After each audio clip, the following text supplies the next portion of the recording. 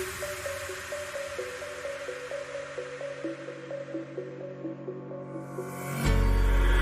the lights go down, I've seen hell in you, but you don't care, no, you don't care, no. You just rather watch me fall from a quarter mile. I can see you at the call.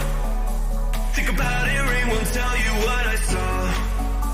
When you break it off, you'll see who had it all. You had it all.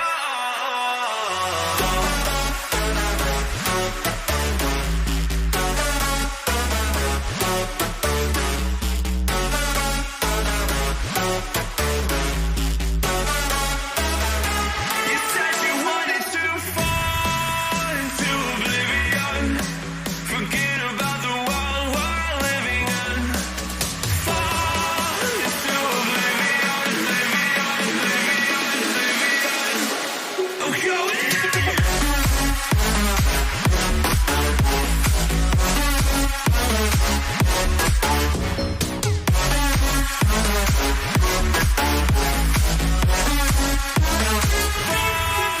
into oblivion.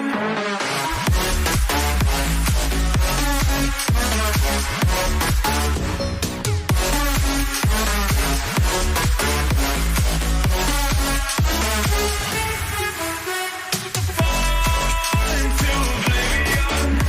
Forget about the world we're living in. Fall into oblivion, oblivion. I'm going in.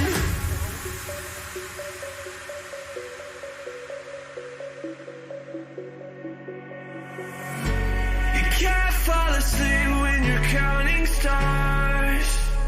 Get it together. Your mind can't sleep when you let it serve. But now you wanna see me fall from a quarter mile. I can see you at the call. Think about it, ring won't tell you what I saw. When you break it off, you'll see who had it all. You had it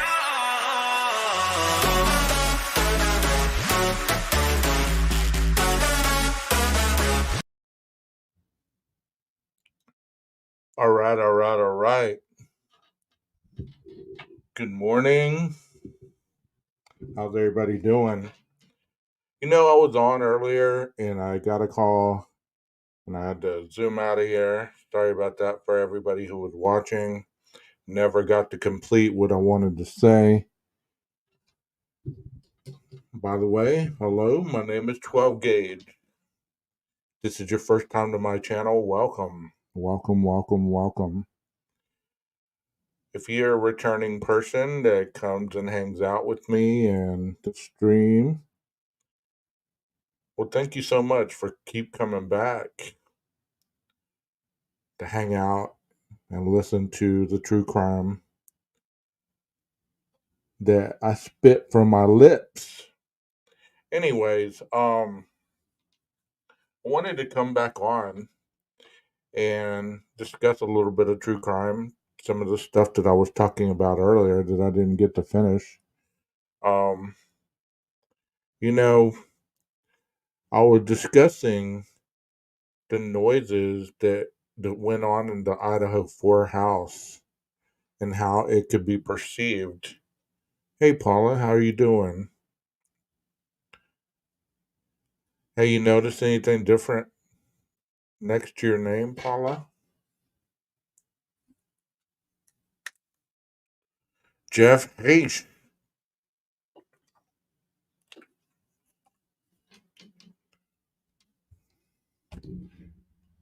How's that cup of tea, mate? Anyways, I'm gonna drop the link, Jeff, if you want to come up. But I'm gonna finish talking about what I wanted to talk about earlier, and I felt really guilty having to drop off really quickly. Paula, if you want to come up, there's the link as well.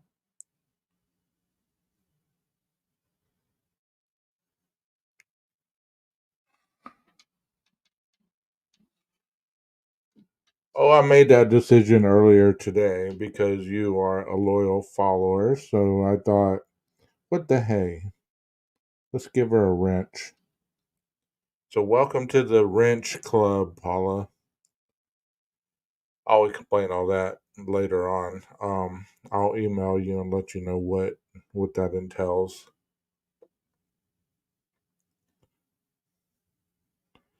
Hey, Bullets and Bling, how you doing? If you missed it earlier, I was discussing noises that could be heard from the second floor of the Idaho 4 house. And if you know who was on the second floor, then you know who I'm talking about. That individual,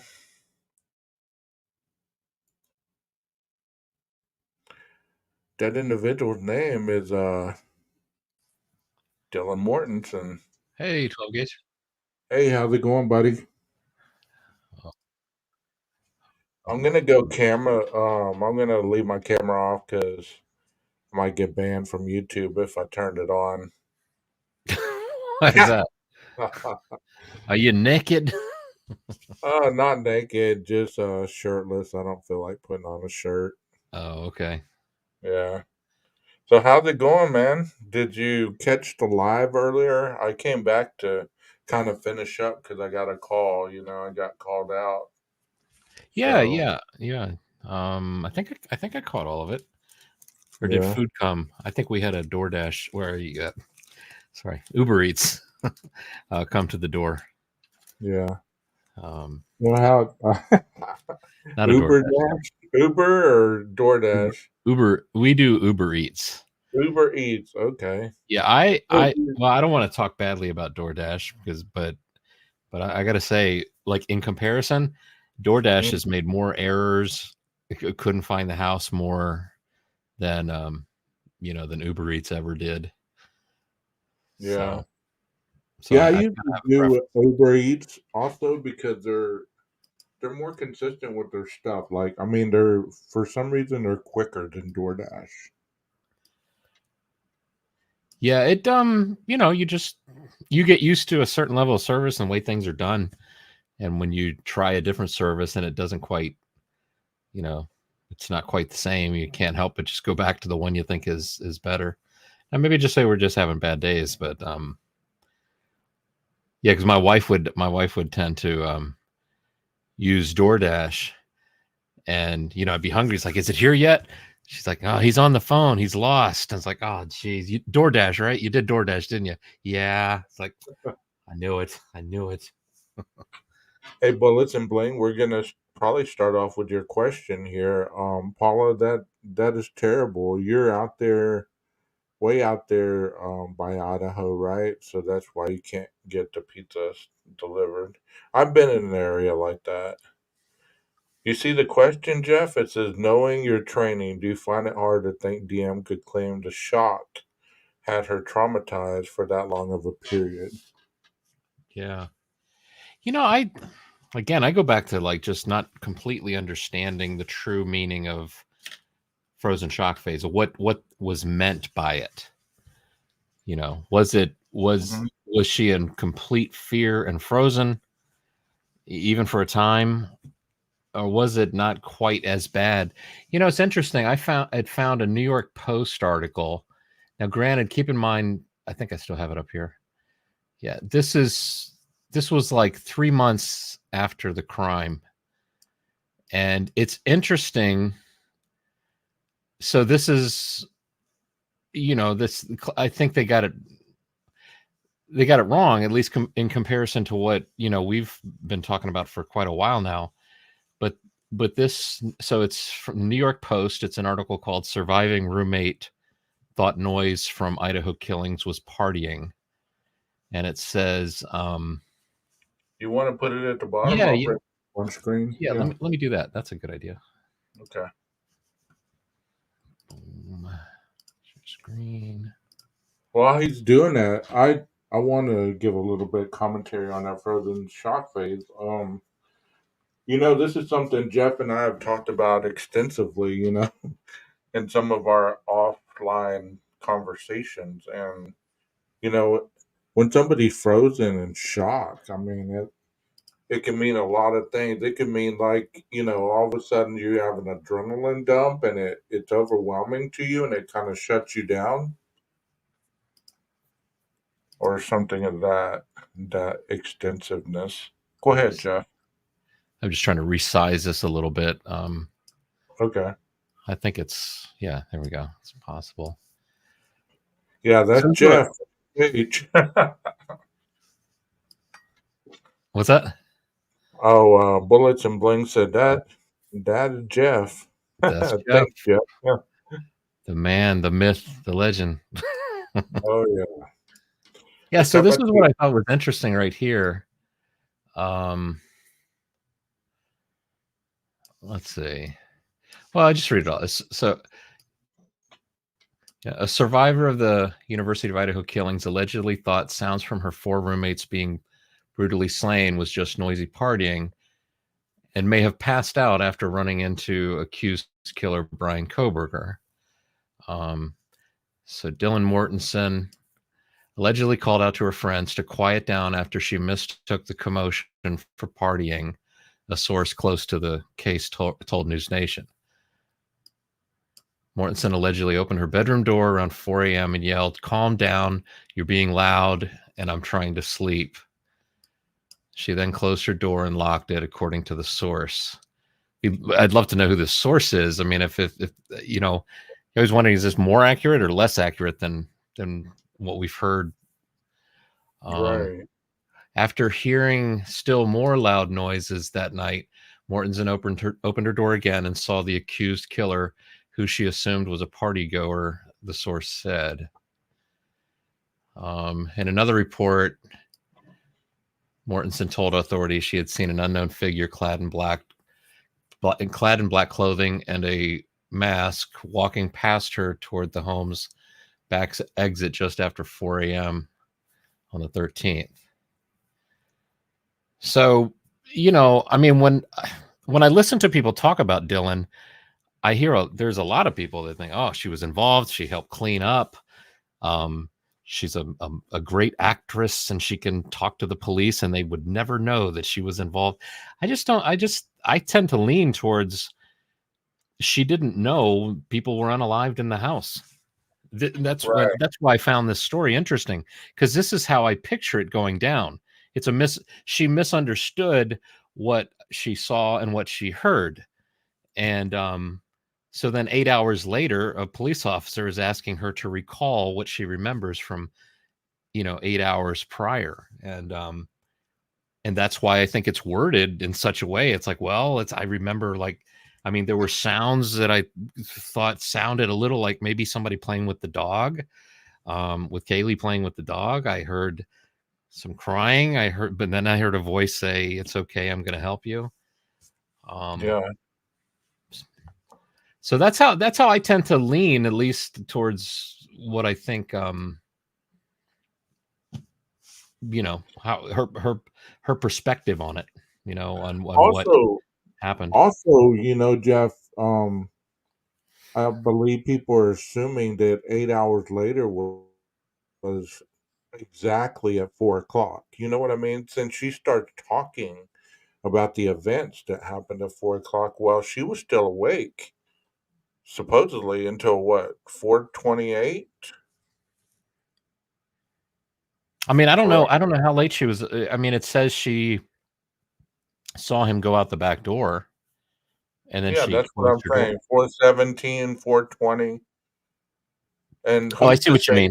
mean. She would have been up and out of her bed, seeing him walk Yeah, by. Yeah, yeah. But nobody knows exactly how long she laid there until she finally went to sleep. It says she locked the door, right, yeah, behind her, but nobody really knows what time she went to sleep. She could have laid there tossing and turning till 7, 8 in the morning. right. That would have been 4 hours.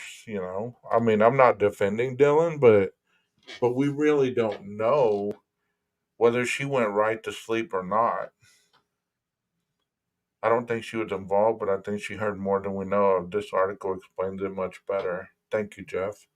Yeah, I was I was recently looking for that picture of the reflection in the kitchen window. And I know, one of the cool things about New York Post articles, I don't know if any I guess it's okay to show how to do this, but I mean, you can get some really high quality photos off of Right. the post. I think like what I'll do, and I think this will track, is going to stay on the same page. I don't know if it'll, but I'll say open image, a new tab. I think that's going to actually, yeah, you're not going to see that. Hold on. Okay, so you open it a new tab. Let me share the tab now. Share screen. Okay. And Paula says she saw him walk toward the door, not go out the door. Well, that's true. Yeah, that is how it's worded, right? It's just going in the direction of the door. Yeah. I mean, the key thing about that statement is, seeing him walk past her. The things that I take away from that are it tells us, I assume what I gather from it, he's coming from Xana's room. Mainly, I guess I'm thinking because the things that work with that scenario is that the good vibes light is lighting him brightly in the face, allowing him to be seen very clearly by her, but blinding him from seeing her. Right. And then it makes sense that he's coming out that way, making a right and going out towards the kitchen door. Yeah, and like I said earlier, when you and I were off camera, we were discussing this stuff. 5'10" or taller is still 5'10" or taller, whether you're in the living room area or whether you step down off the step there that's 6 inches taller. It doesn't make you 6 inches taller, or it doesn't make you 6 inches shorter the moment that you step off the step. Right. Yeah, and I mean, it's just like I was telling you earlier too. I'm a terrible judge of how tall somebody is. I can only say, well, they were, we were eye to eye, or their eyes were higher than me or lower, And that would have made more sense if they would have put it like that. Well, I'm standing 6 inches lower than him, so looking up at him, he appeared to be, my height or taller, or. Right. I also know this written with the intention to just get the warrant, having written many court reports and etc. This info was only weeks after the incident. Very true. But here's this little cool trick, I think, I've managed to get some larger files, pictures off of places like the New York Post. But you've got this long web address, and if you see where it says JPEG and then it has a question mark, and then it's set for a sizing. So if you just delete everything, the question mark and everything after it, just hit delete. And what you end up with is, without all that information on the end that basically shrinks the picture down, now you've got a much larger picture, and then you just save this to your computer. Okay. Yeah, I it's just a little easy little tip. Let me see if I do that. Try it. I mean, I'm pretty sure it works on any images. Well, any images that I guess they've taken and shrunk down. I have noticed there's some images, maybe they're already small, so they don't need to do that. But say you're looking for a shot of the house or something. I think this one's got. I think this has got one in it. I like this. Say we want this shot, so I'm gonna say open in new tab.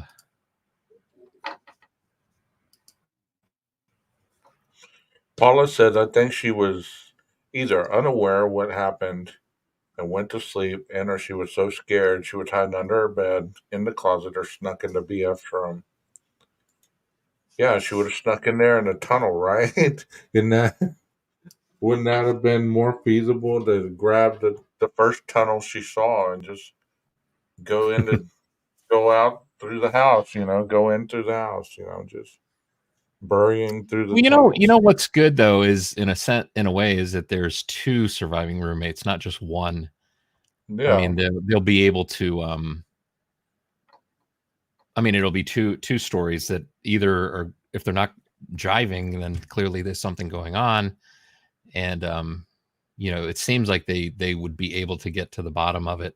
If it's just one person, what are you going to do? That's all you have is their testimony. But again, here's right. here's this so you take after the question mark, everything after, delete it. You can see now it's quite an enormous Oh wow. picture. Yeah, so that's a cool little tip. Doesn't work with every website, but there are some other ones that have that same kind of structure. I don't know. I stumbled upon it one day. I saw the JPEG, and I thought usually I see a web page, or I've just pulled up a single photo or JPEG, and it's like, what is all that stuff after? And I just deleted it, and then I started to discover. I think I had already downloaded a bunch of pictures too, and it's like, now I got to go back and download the larger versions of them. Hey, do you still have that page up where we're going throughout the house earlier, where you're able to Oh kind yeah, of yeah. you want to pull that up so we can talk about the house a little more? Yeah. Let me stop sharing Yeah. that.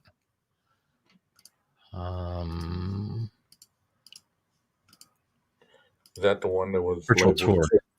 kitchen or something? I don't know. Are you talking about the virtual tour going through the house? Yeah. Yeah. Okay. Here we go.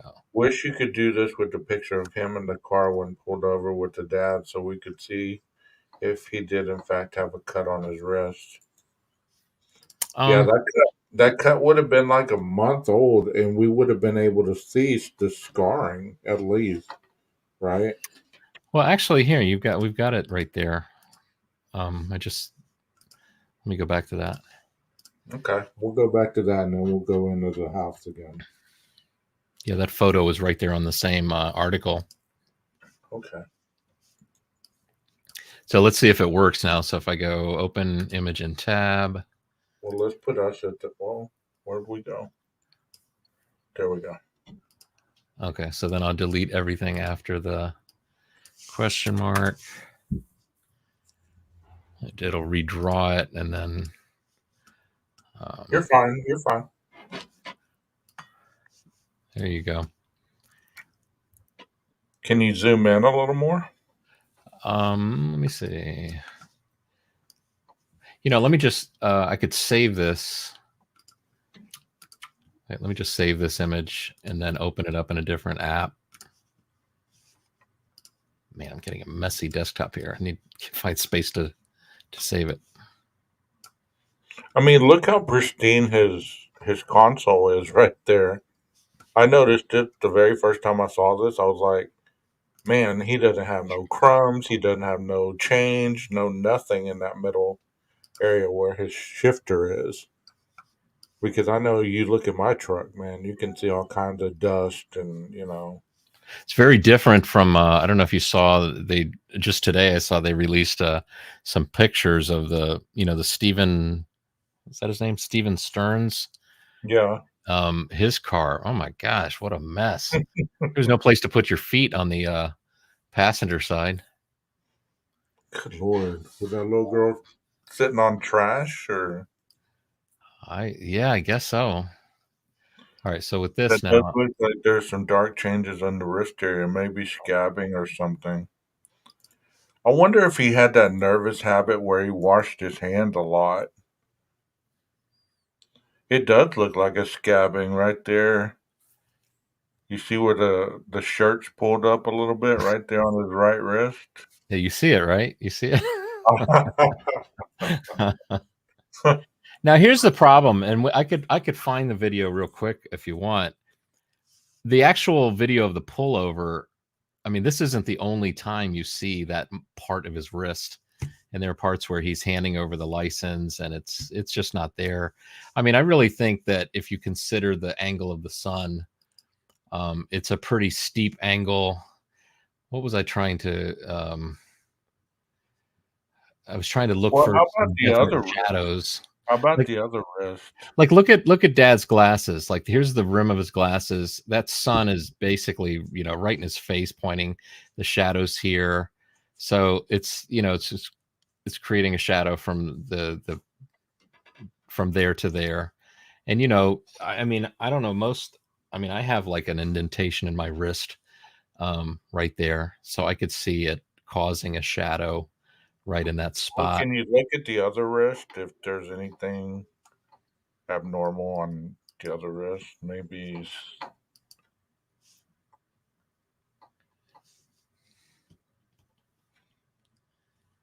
see, I think early on the eagerness of people on the internet were saying that his knuckles look bruised, and it does look like some kind of bruising on the third knuckle. You Yeah, see let me it? see. I think I've got the actual video, because that's watching a bunch of the video is one of the ways it made me feel like this is just a shadow. Let me see if I got But what would be casting that shadow though? just the the bump in your wrist. Yeah, let me see if I've got. Yeah, see this area right here. He does look very angry, doesn't he? And especially when Dad starts talking and talking and talking, like, Dad, shut the up, Yeah, it's that your bone area there. I think I can see it a little more on this arm, but I don't have a See, I'm looking at mine. I don't have that kind of indentation on my arm. But he's a lot thinner than I am, though. But he does look angry. Look at his face. He has that, God, what's that actor's name?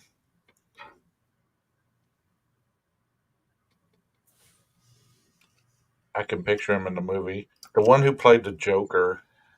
oh The new Joker, whatever his name is. Brokeback Mountain dude. Not Heath yeah, Ledger, yeah. the other guy. The little guy. Wait, hold on. I think I'm looking at the wrong. Guyan Hall or something. Gaydon Hall. Something. Gaydon Hall. Guyan Hall. Okay, it looks like that that still picture is from what is this? Well, the clock I think is off from, I can't remember which stop it is. It's from the stop where the officer is mainly pointing at his own feet. From the camera view is 90% his feet. Right, right.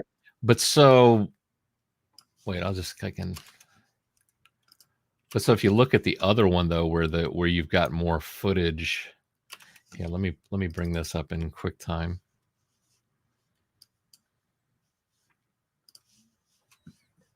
All right, boom. Share screen. I mean, if this is the second stop, right? So he had already been stopped once. Maybe he's hangry. He wants that Thai food. So Yeah, I think I get it mixed up with the times. You can see the timestamp on this one. This is more standard time, 10:42.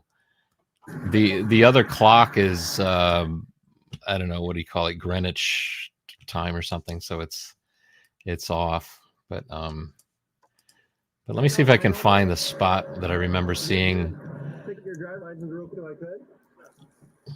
See, he's right up on van, man. He's right up on the back of that van. Over for tailgating. Is this your car? Let's see. Okay. Don't really see it there. Well, we come from WSU. What's WSU?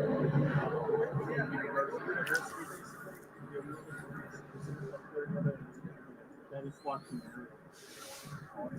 So I'm having a hard time here because of the track. So you're coming from Washington State University? You're going there? Oh. We're going to be going there today. Oh, okay. Yeah. We're flying to the country to drive for hours. Hours, days. Hours. Right. Yeah. Okay. And what did you say about What would make his dad instantly start talking about that? That's just odd to me.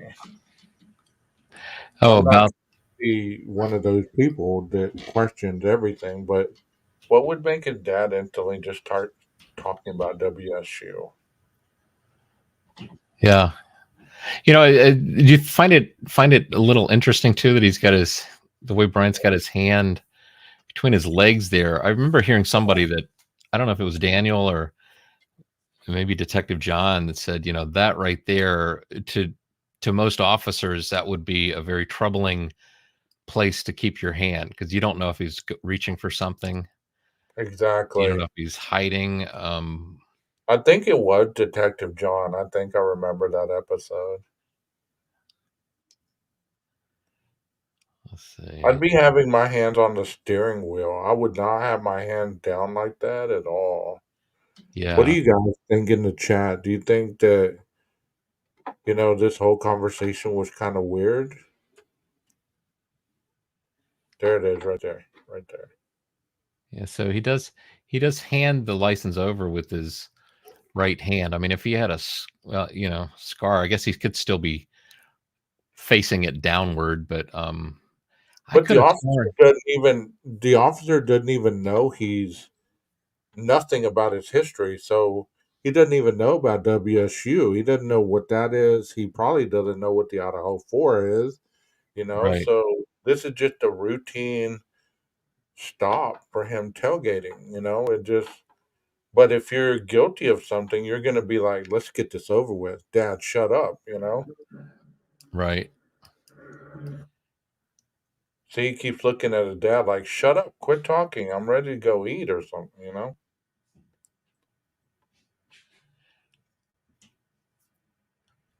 Yeah, he does have some irritated eyebrows. Like, come on, Dad. Yeah.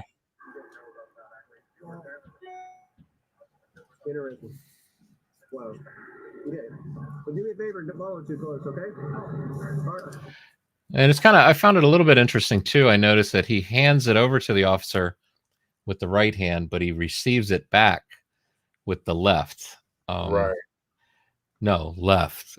No, I'm just kidding. Extremely weird. Also, if the cop knew of his history, he wouldn't be leaning in the car with his hand not on his weapon. Yeah. Exactly. Yeah, did you ever see that movie Fargo?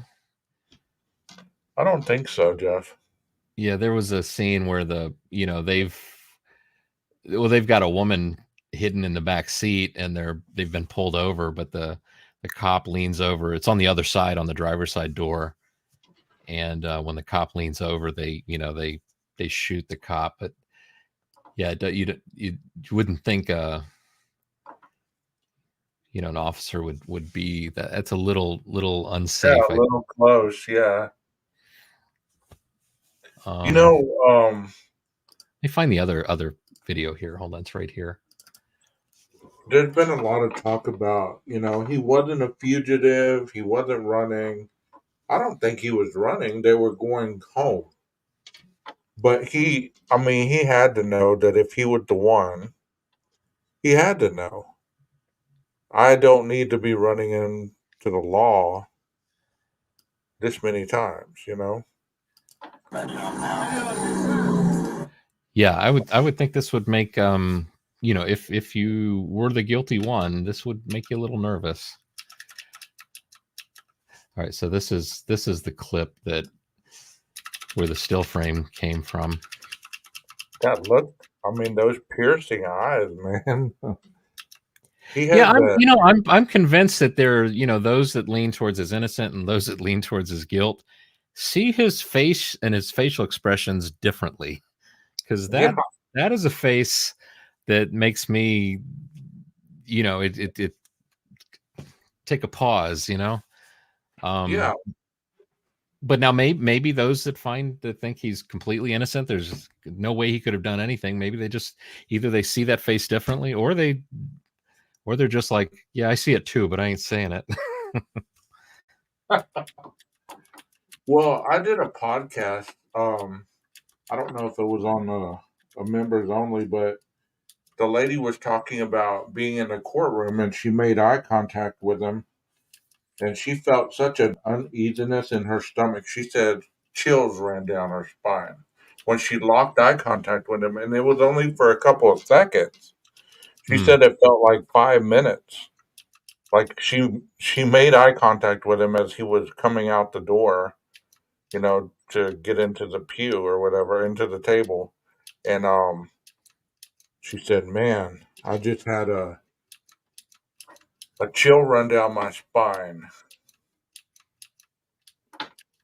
I agree he was just going home for a routine break. I think he was going to try and play off with his parents. He was having problems at school. Yeah, because he hadn't been fired yet, right? He didn't get fired until a couple days after this stop. Right. That's kind of what I remember. So he had no reason to really be upset. I mean, other than he had gotten reprimanded again. He had, he was struggling. But according to like other people, they were saying after the murders, he was jovial. He was laughing more. He was grading less harshly. He went to his doctor's appointment. He went to his haircut appointment. Nobody noticed anything different, but I don't understand how people believe that he would be acting different if he just killed 4 people. Wouldn't you want to be as low key and be the same type person rather than try to draw attention to yourself? Right. Right. Even in this car, I would be like, hell, I might even crank it up a bit. He should have smiled more and,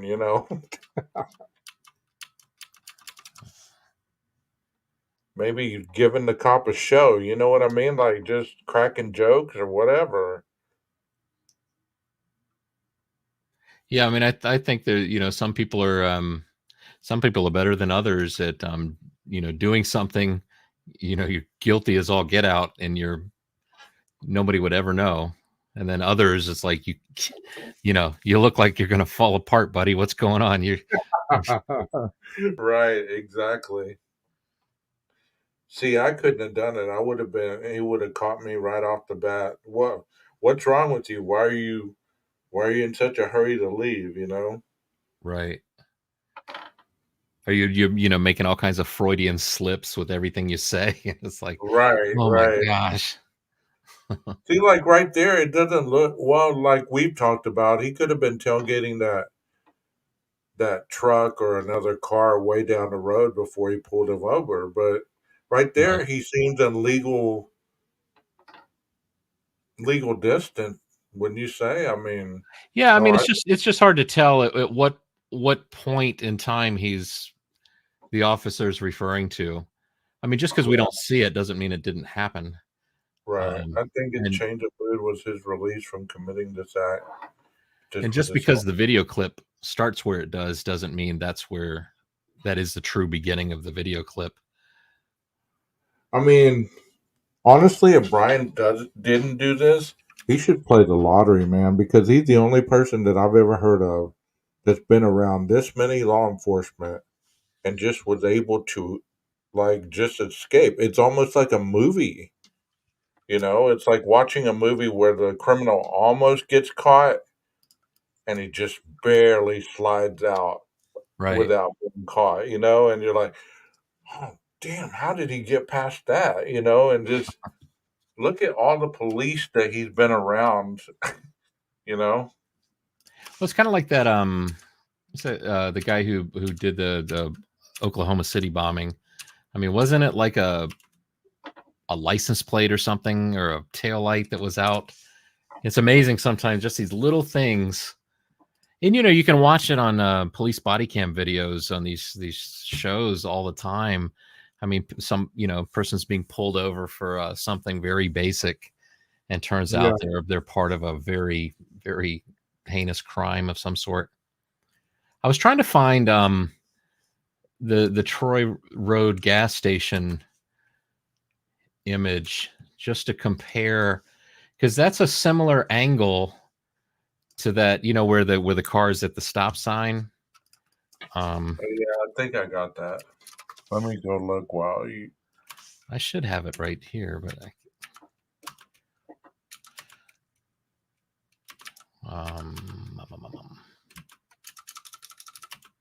All right, now let's see.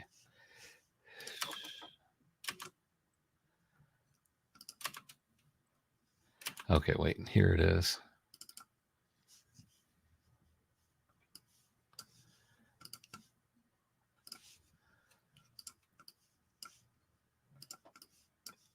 All right, I'm gonna try and let me do I can do a screen grab of the two. Oh wow, there's a 3D recreation of crime on 1122 King Road. Somebody did What kind of recreation? 3D. What is a 3D recreation crime? Or recreation, my bad. Oh. Recreation, recreation.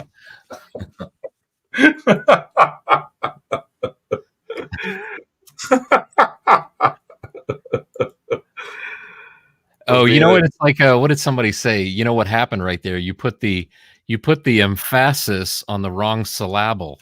That's what happened.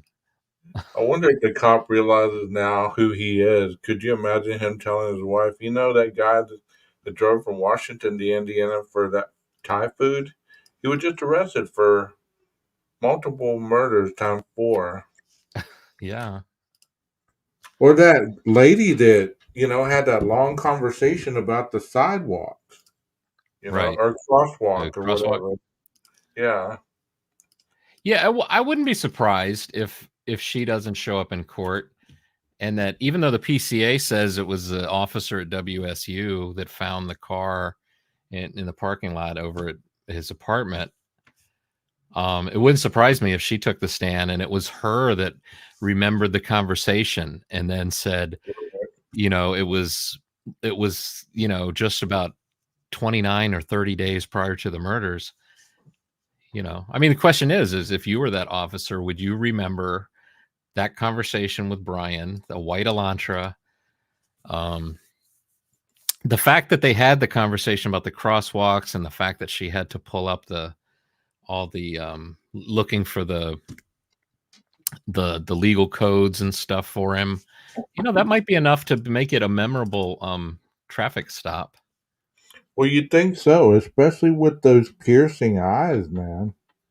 Like we're looking for a guy with bushy eyebrows with who drives a white Elantra. Yeah. You want to see the recreation of the King Road house? The recreation. Yeah. Yeah, we can do that. I put up I put a side by side of the gas station photo next to the shot of him going down the highway. Okay, let me recreationally put this up.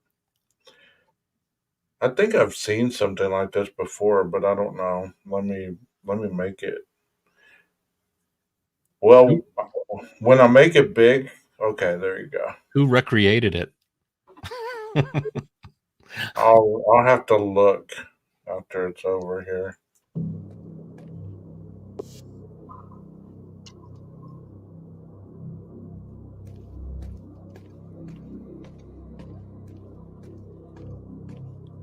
There's Anna with DoorDash.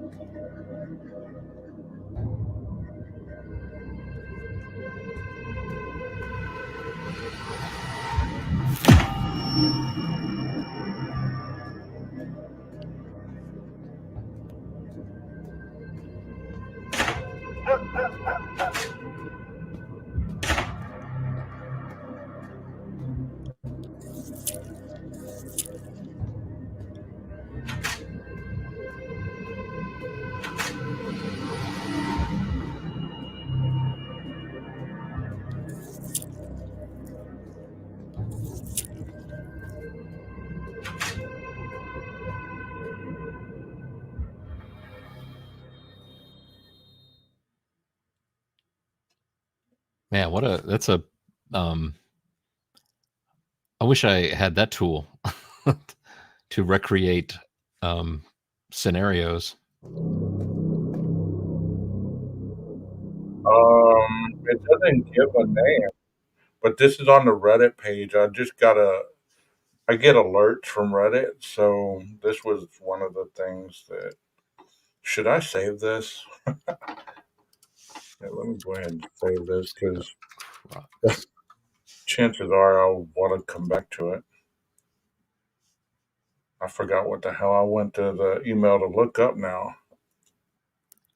Yeah, he's got that's a handle to a YouTube page. It looks like I think his videos are in Spanish. All right, what we're gonna show now? Let me pull that up. I only see 2 videos on his channel.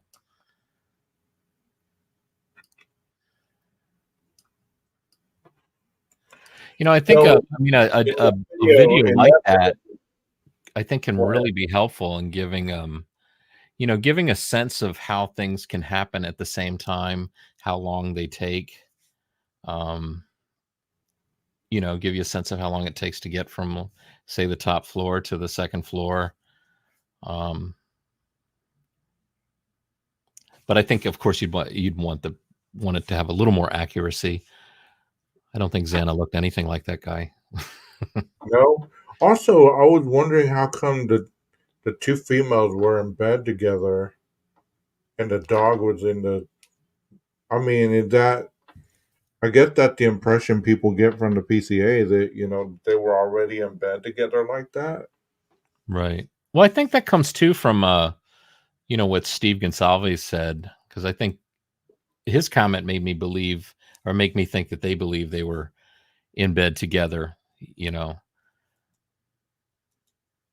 the thing though is, you know, I don't know. When I think about the way it's phrased, that she thinks, assuming it's Kaylee, she says it sounded like Kaylee saying, "There's someone here," and Right. it's just the way that was said. It didn't say she was screaming, "There's someone here," or "Oh my God, there's someone here," or somebody's doing something awful to Maddie. It sounded like what you might say is if the dog was behaving a certain way when there's somebody here, and she was coming out of her room, said, "There's someone here." Oh wow! How do we know Kaylee wasn't on her phone at that moment and was talking to somebody and said, "Hold on a second, I think there's someone here." You know. Yeah.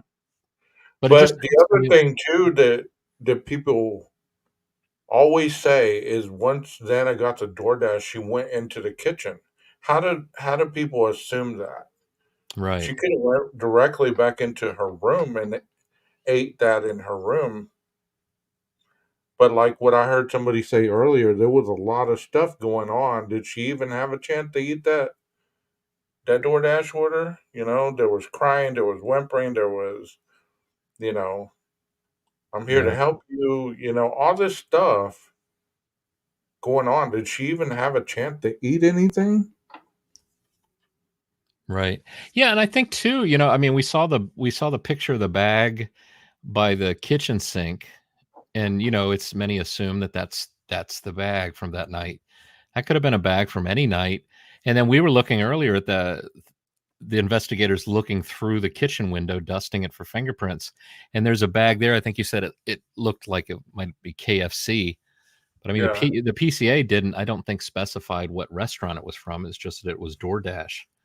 Yeah, I don't remember that either. I don't know where. It's like people just jump on. Oh, well, that's a Jack in the Box bag, so she must have ordered Jack in the Box. That's the only restaurant, just like the token Right. Asian. Right, but there's But also a Starbucks cup. How do we know she didn't order a late night Starbucks delivery?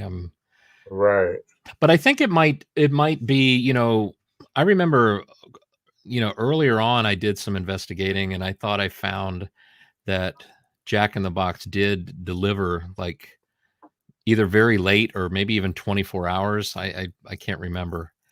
But I was looking into that. So maybe it's that kind of thing. It's like, okay, it does check out that the restaurant was doing deliveries that late at night. So it well, I makes don't sense. know about there, but here Taco Bell, the you can't go into Taco Bell, but they the windows open 24 hours a day.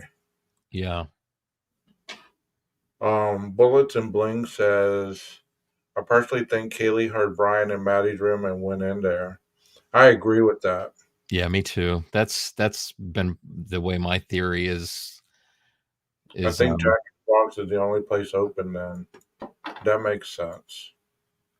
and So, on the ground floor, um with the food, I mean, I know we pull from our own personal experiences when we thinking about that. At least I do, and especially in this case, I know when we get food delivered, one of the first things my wife says is, "You go wash your hands," because I think I'm hungry. I want to get right into it, and I don't always wash my hands. Of course, I'm always washing my hands throughout the day, so I mean, it's not like, and I'm not like working on an engine and covered in oil, so. But if Ethan had the same kind of experience where she's like, "No, you go wash your hands first," and he went into the bathroom, and just imagining that animation you just showed. Imagine Ethan's in the bathroom, Xana's in the room, ready to eat, share with him, I assume, but she's also on TikTok at 4:12. If he goes to the bathroom, she's occupied by looking at TikTok and typing into TikTok.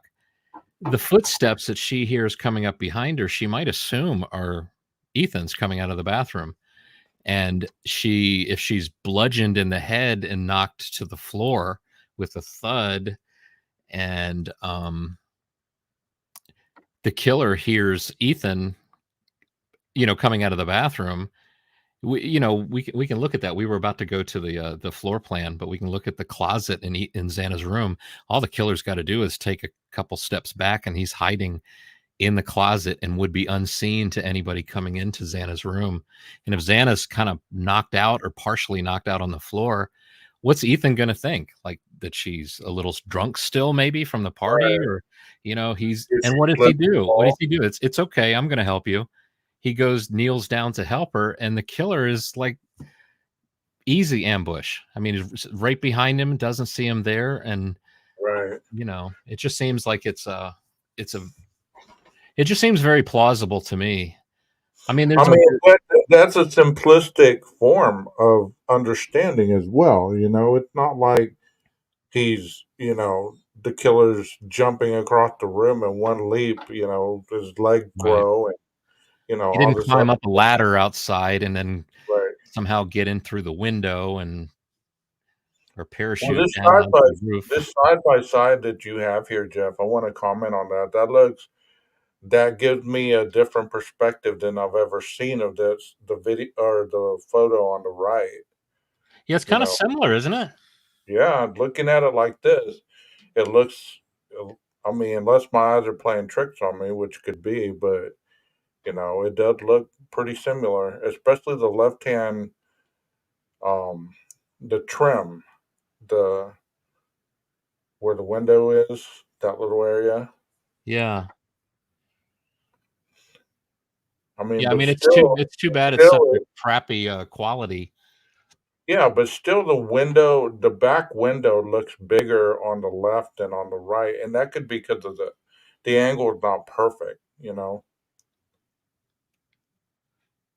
Yeah, and well, the other thing too is think about it. I mean, if this was all you had to go by, well, like this the video on the picture on the left, we have that whole video. We could back it up, look at it when Right. it's a little closer to the camera. We don't have that benefit with the one picture on the right, but the police do. So, Yeah. maybe this isn't the best representation of the car sitting at that stop sign, but just a few seconds earlier when it's closer to the camera, and you've also got the other camera that shows the side view. So Yeah, Paula says that could be from motion blur. You're right. You're right. I mean, yeah, that camera's crappy. yeah. It's like, come on, man, y'all can't get a better camera than that. Well, they're probably like, this is Moscow, Idaho. Nothing happens up here. Right. We haven't had a murder in 7 years. Why we need cameras for? Nothing to see here, just that's a good presentation right there, Jeff.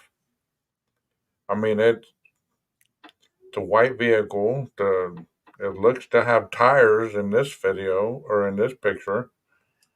The other picture it didn't look to have tires, was on jack stands. So I guess he got the tires fixed and was on his way. Yeah. Why he was in a hurry to get wherever he was going. I'm taking a look and seeing when it's on the highway how much of a side view we get. It's really unfortunate. Of all the shots that we have to look at, there's no front shot. We don't get that shot with the license plate. I'll try and do a similar. That's what Paul just said. I wish I had a picture from the front.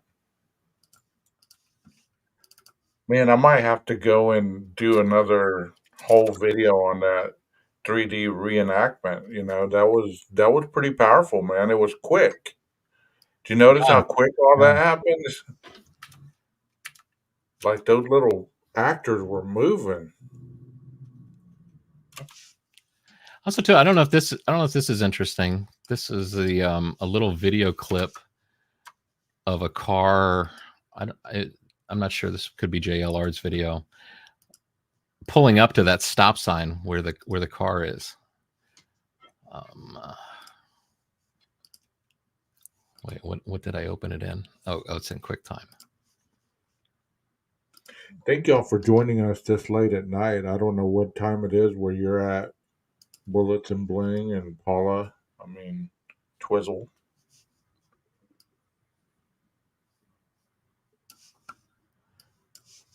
I think a storm's rolling in. I can hear the howling of the wind. We need it. We need rain bad over here. Oh, PKC said, Jinx. Is that Jinx, you owe me a soda?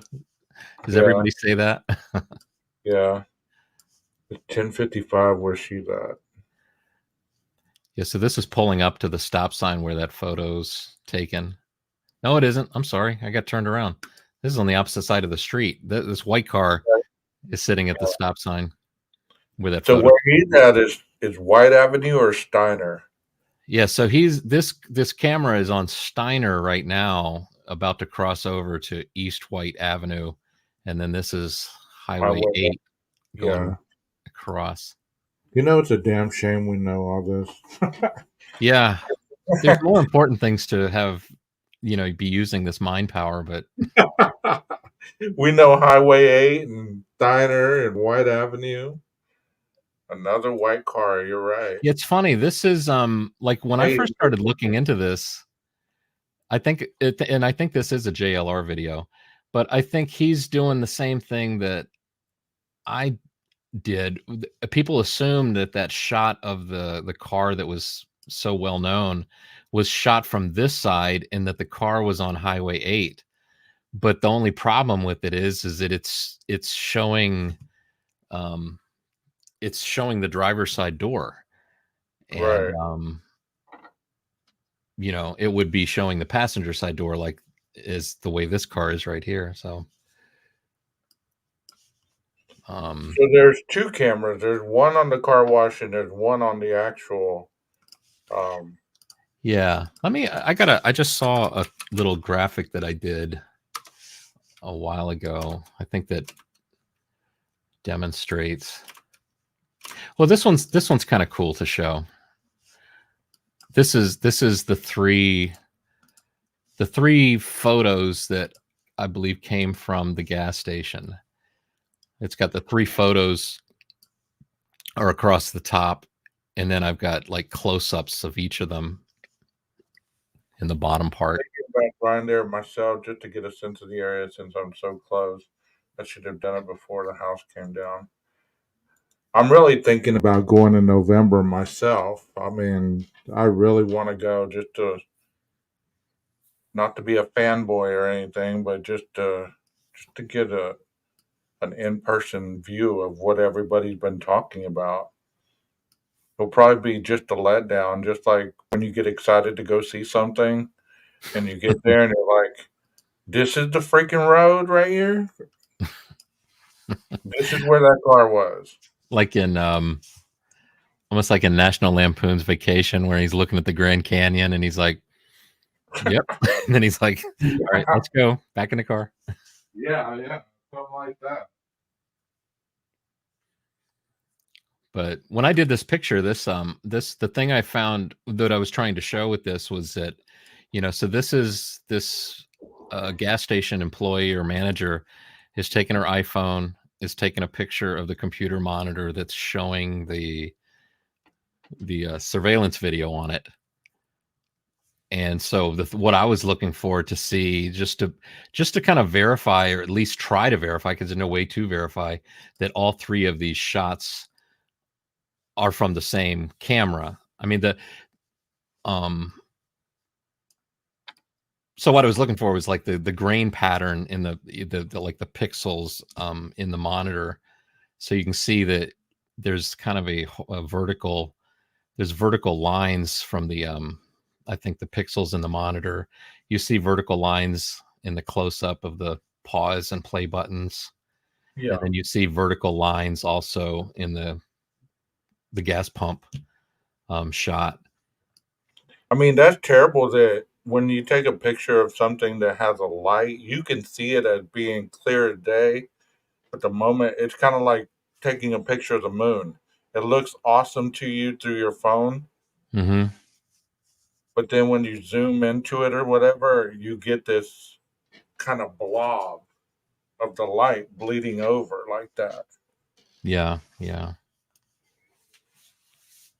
They need to fix that. You should tell them. You say, don't you see that? You see that? Let's go in the house. Okay, yeah, let's do.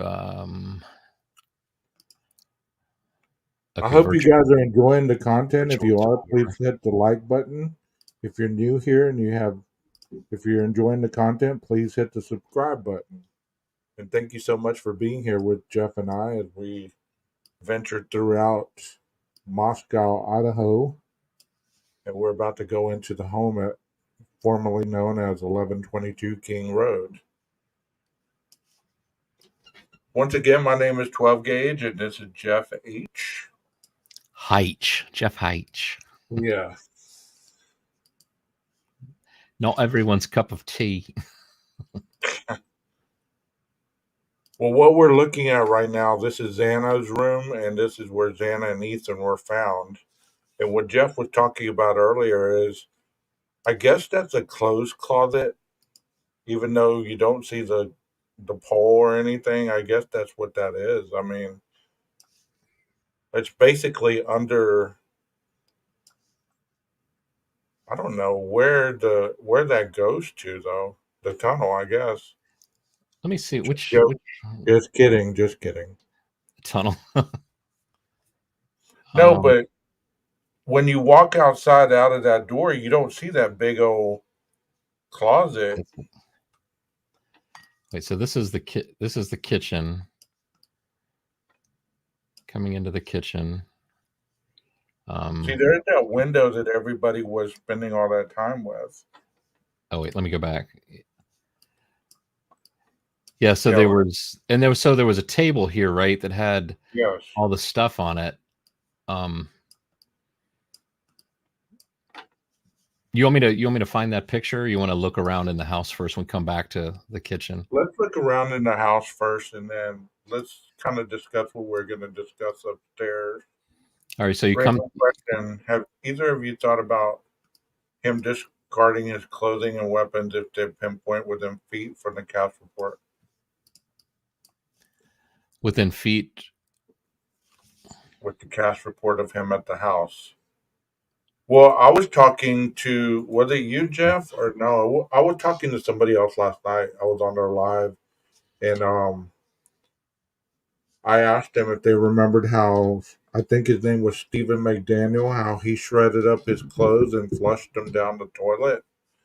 The guy that killed his neighbor, and the only way they caught him is he was doing an interview with the local newscast people, and she mentioned, "How do you feel about the body that was just found in the trash can?" Right. And he lost it. He lost it. Like the look on his face went from grandeur to, "Oh God, I'm gonna be sick," and he literally just walked away. Right. Right. Yeah, like I got to go sit down. Yeah. Why can't they see where he would have pinged at along his detour home for more than a few minutes at a time and go there? No evidence they would have even looked for weapons. That's true. And we really don't know whether, I mean, for all we know, they could have the knife. For all we know. I mean, Right. nobody would be, the only person that would know that would be Ann Taylor, Brian, and the prosecution and the judge at this point because everything's sealed. We don't know if that's going to be the dun dun dun moment, you Right. know? And if Ann Taylor did know that they have the knife, I mean, do you think she would be saying anything about it to the public? Would she be saying, "Okay, now you have this knife. Now show us the chain of custody and how you came about having that knife"? No, she's not going to mention that Right. knife at all. I mean, that could be the ace that trumps everything. You know what I mean? Like, I don't know. They just, the process, like the court case that I went to today that I was mentioning earlier, man, the defense put on a show like you would, like no other that I've ever seen in a while. Maybe on TV, but and he had me thinking, well, maybe this guy is not guilty. But then the assistant DA busted out the evidence, and she literally showed us the shoes with the blood splatter on the back of the heels. She showed us the weapon, the Mm. clip, you know, the short, the shirt, all that. I got to see that, and it puts a different perspective. If you're seeing this in real life, how you cannot deny the evidence. You get what I'm saying? Right. Right. Like she showed us the sneakers with the blood on the heel, Hmm. right? I just haven't heard of any reports here that they have seen large amounts of people looking for the evidence. No, no, I mean,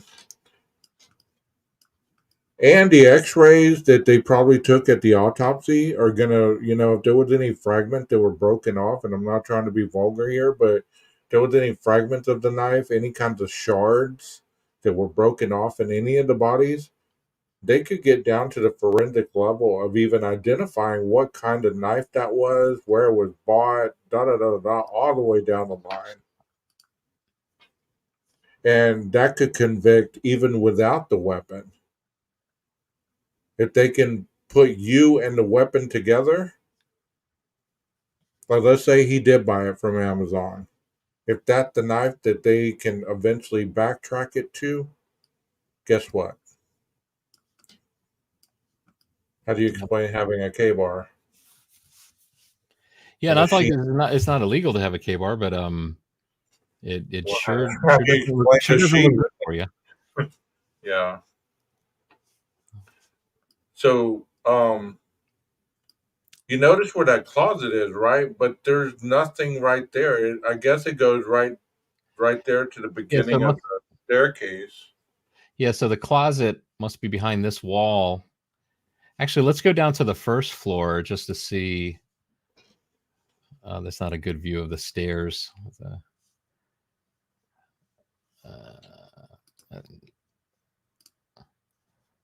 So if they were in the closet, then Bethany may have heard some stuff.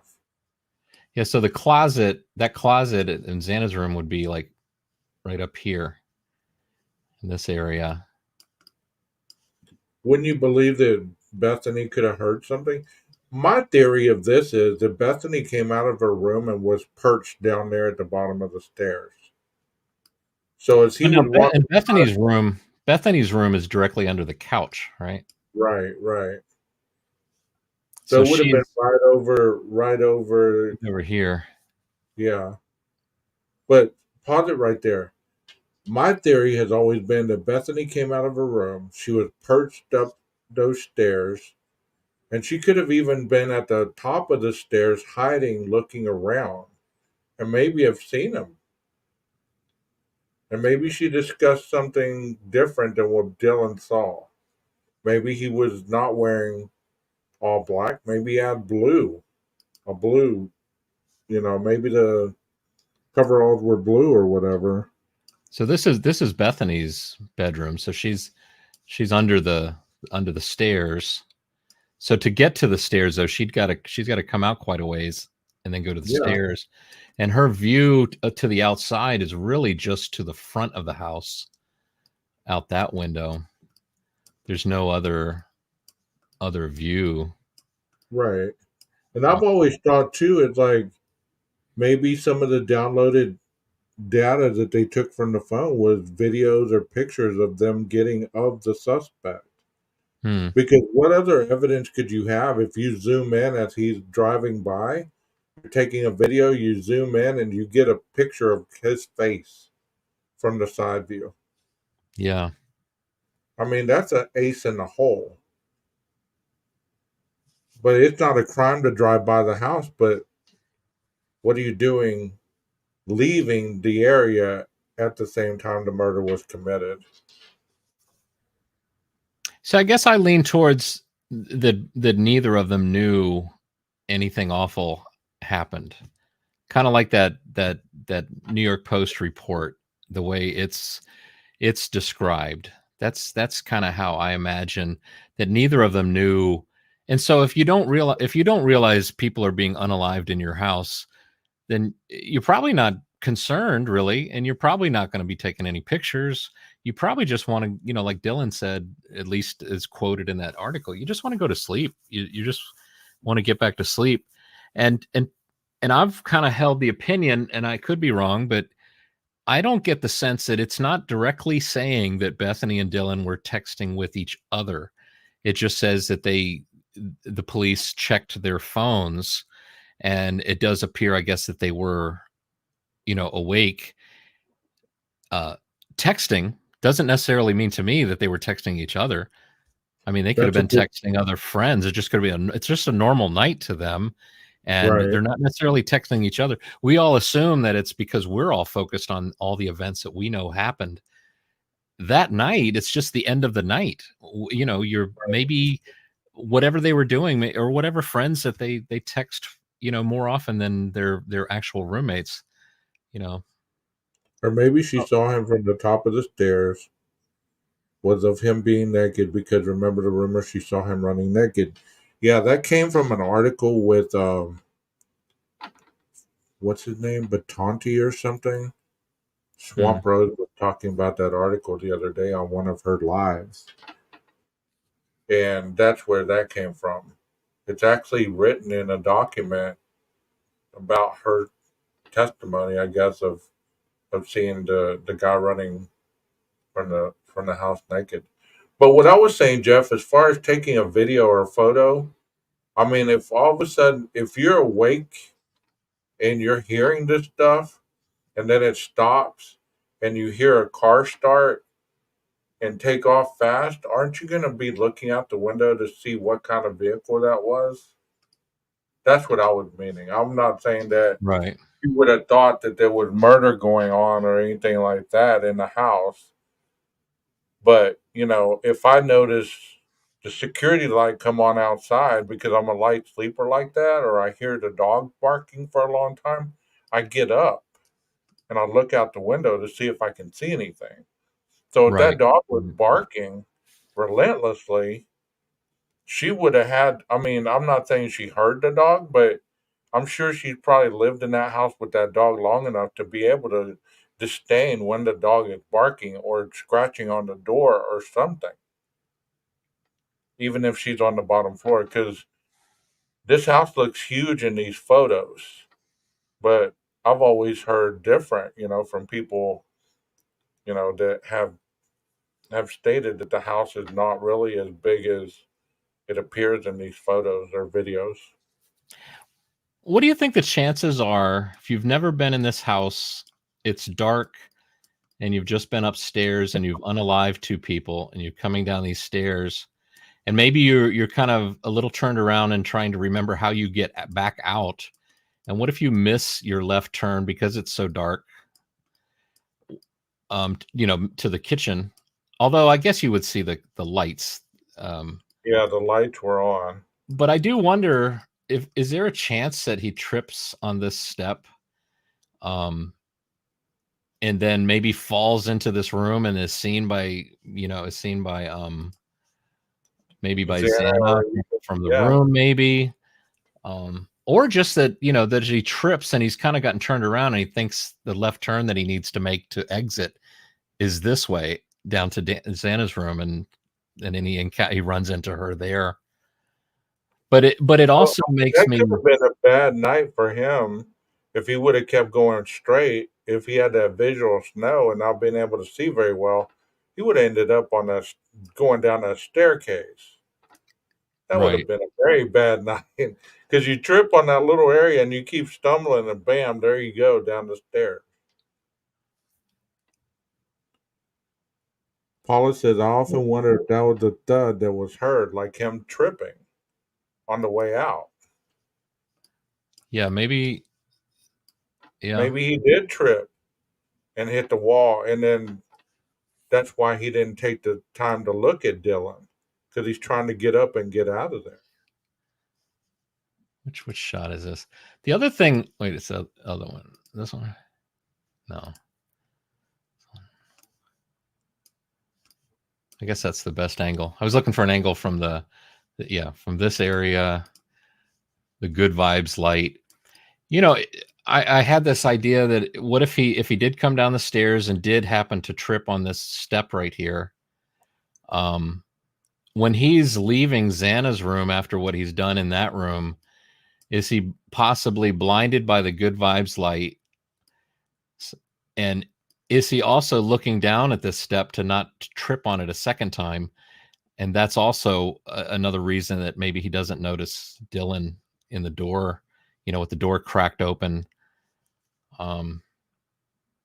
Yeah, I mean, anything's possible with that scenario because what we do know is that he spoke of eye issues, so we don't know how good his vision is, you know. Right. And I can only assume that after murdering 4 people, you're going to be sweaty. Your eyes are probably going to be burning a little bit from the sweat. I mean, if you've ever worked out and you start to sweat and the sweat droplets go into your eyes, I mean, I know that's far fetched for a lot of people. I'm not trying to be dramatic here, but there's a lot that goes into that. So if his vision could not have been good and he tripped on that step, like you just said. Right. Yeah, and also too, if you're in a situation where you're aware you cannot touch your face because of the stuff that's on your hands, Yeah. so you I think can't that wipe is your why eyes, you yeah. can't wipe it on your shirt sleeve or anything. Well, the thing about him being naked, even if he did strip down, then he's bare ass. Like skin cells, everything is going everywhere while he's stripping off the clothes. So to say that he didn't drop any DNA they just didn't find any more DNA. You get what I'm saying? Right, right. I think that is why her focus was on the eyebrows. He was looking down to figure out where the step was. Yeah, I mean that's very possible. It makes the eyebrows really stand out, I guess, if you're kind of Yeah, looking down. exactly. I How mean, about that's like, all you'd really see, right? Is a tall guy, and then all of a sudden he's leaning down. And what if he does trip? He's like, oh shit. yeah. And that's another thing. It's okay, I'm here to help you. If that was him, she's going to be able to recognize his voice on other videos. Also, too, be careful that you get the quote exactly how the PCA says it, because he doesn't say the word here, at least in the PCA. It says, it's okay, I'm going to help you. Because Okay. when you Yeah. add the word here, it almost sounds like um, I'm not part of this house. I'm not part of this, community. I'm here like I'm a providing a service. Right. And I Right. think a lot of people, when I've heard on a lot of YouTube's lives, who start speculating on it. Could it be a police officer? That I'm here to help you. It sounds like something a police officer might say, or or that it's somebody that doesn't belong in the house. You're Um, right. yeah, because You're and that's the thing. And now I'm not just trying to make it fit into my theory, but my theory is based on all these little details. And I can imagine Ethan finding Xana knocked out on the floor, because remember the butt end of the knife of the K-bar knife is a hammer on the other end. If she's kind of knocked out on the floor and Ethan comes out, I mean, who wouldn't say, "Oh, it's okay, I'm going to help you," especially if he yeah. assumes, because at that point, if she hasn't been stabbed, she's just been knocked out with the hammer end of the knife. She's on the Right. floor. To him, I mean, it could very well look like either you're clumsy and you fell. I heard you fall from the bathroom, or man, you drank too much. So did I, and you've fallen. And then it just is a natural thing to say, it's okay, I'm going to help you. Well, like you're saying about the butt end of the knife, I mean, even if it did knock her out, it could have knocked her down enough to really cause a gash in her forehead or, anything that kind of disorientated her for a minute. Right.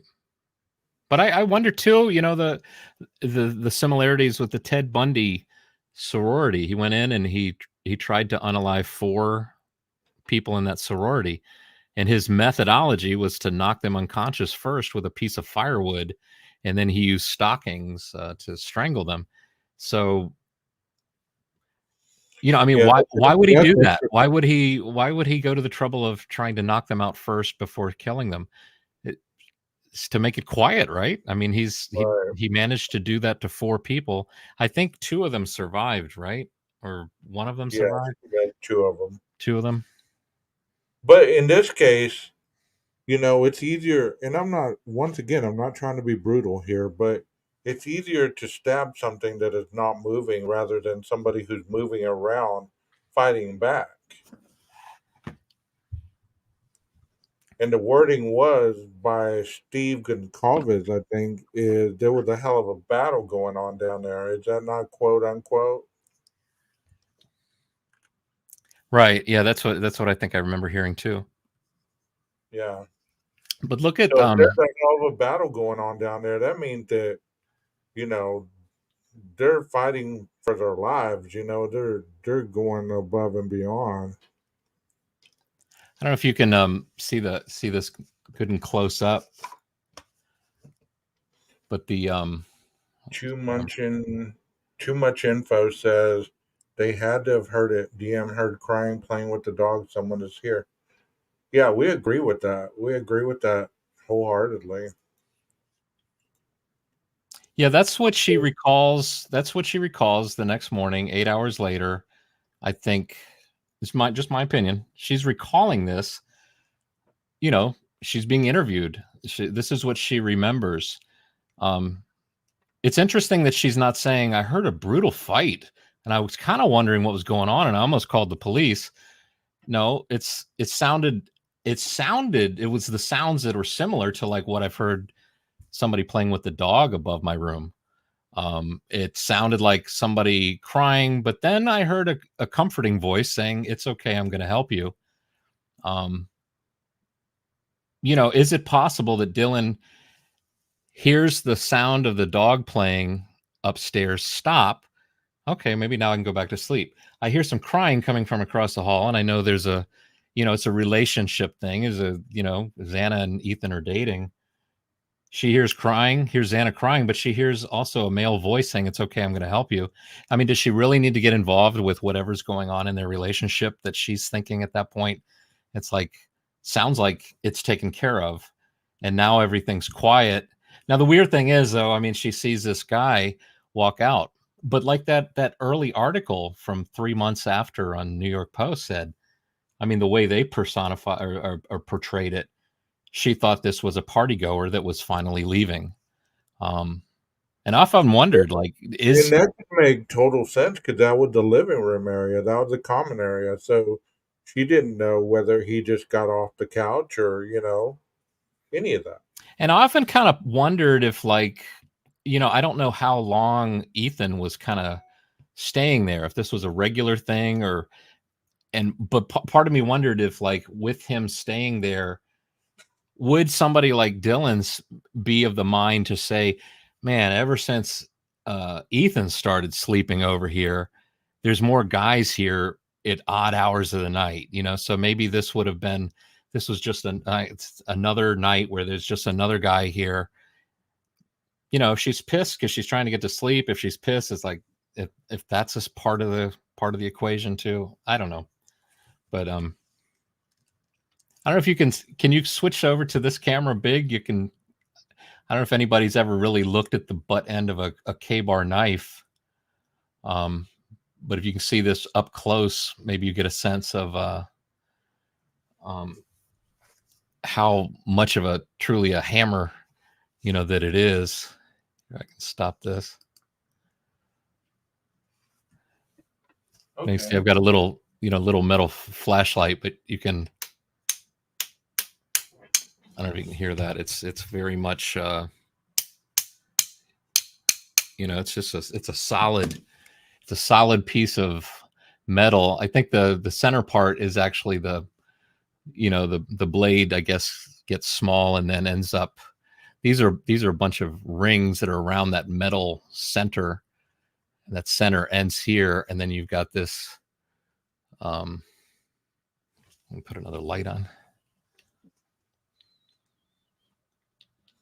Yeah, and from the podcast that I was listening to, they described that many times people have assumed that the DNA that was found on the button side of it, the trace DNA, they assumed that came from snapping it. The individual was speaking that the DNA that they found comes from sweat. So it could be at any time that this individual had this around him and he was messing with it or, practicing and sweated on it without even realizing it. Because how many times do we sweat? Your hands sweat, they get clammy. You rub it up against your skin by accident. Anything could happen. Right. And if you open this without thinking about it, too much, I mean, you pull the snap. I mean, look where your finger is. Your finger is like in the cup of that, the top of the button. And if you go to then close it, you're probably grabbing it. Well, I'm doing it with one hand, so I'm doing it this way. But you're touching the inside of that button quite a bit. And I mean, we don't know if he had any kind of affliction with sweaty palms or anything like that. I mean, we don't know. Nobody knows but him. He could have sweaty palms at all times. I've known people that are constantly sweating. I know that their hands are always sweaty. They're, things like that. It's just interesting to decipher all this and think about it. And then the Hey, other part, Glitter, I wondered where you been. How you doing? hey, glitter. It could have even been from blood too. Exactly. Exactly.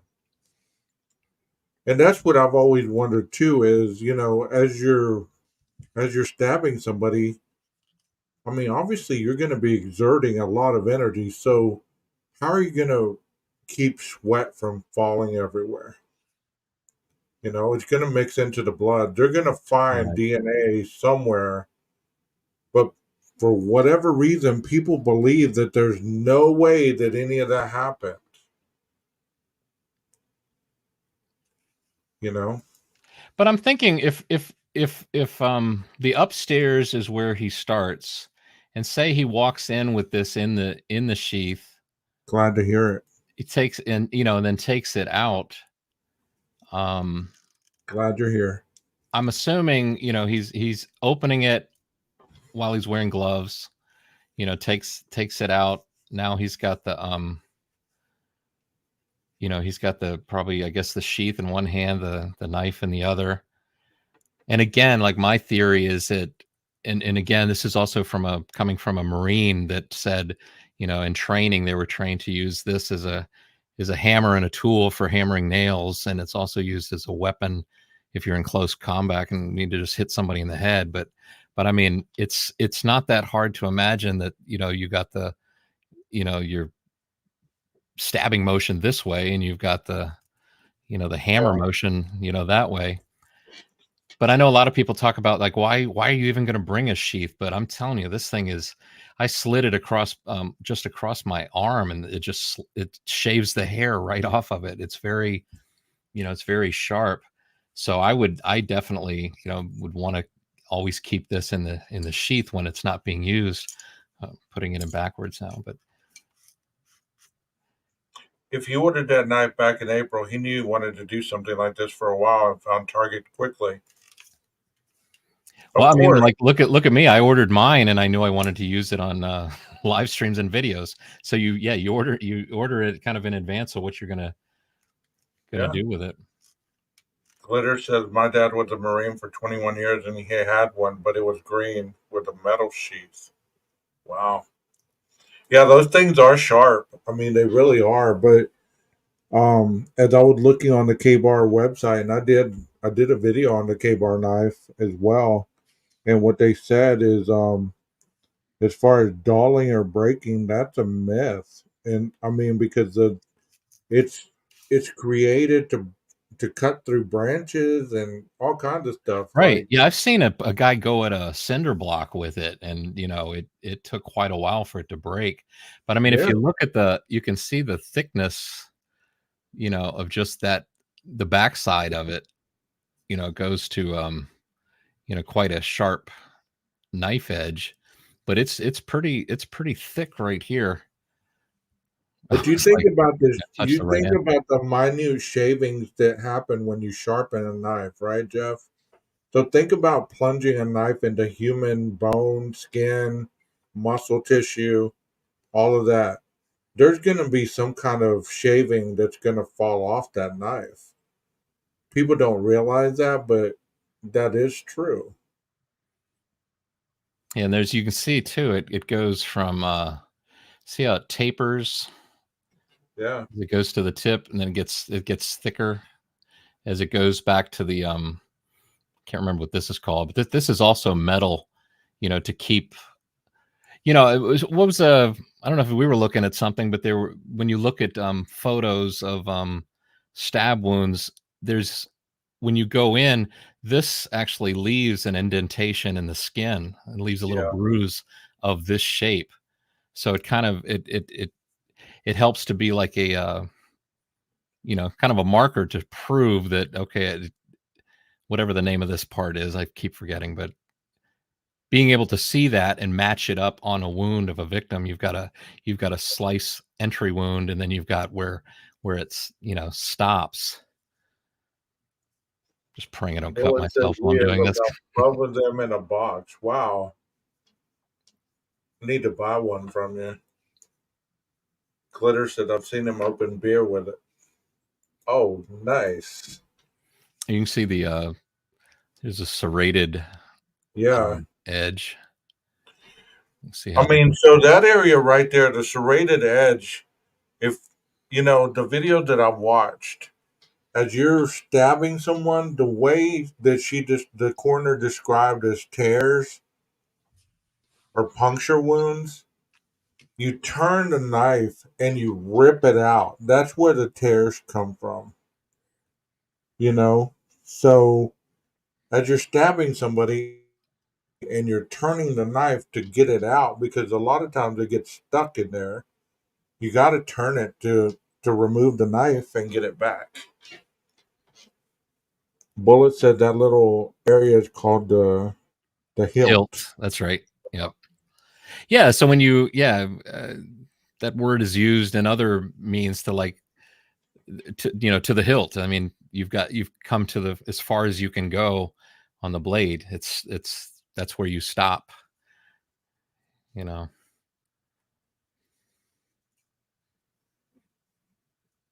But I've been wanting to do like some tests to show like on either on a coconut or something, just to show, because I'm telling you this, I mean, that is no different than a hammer.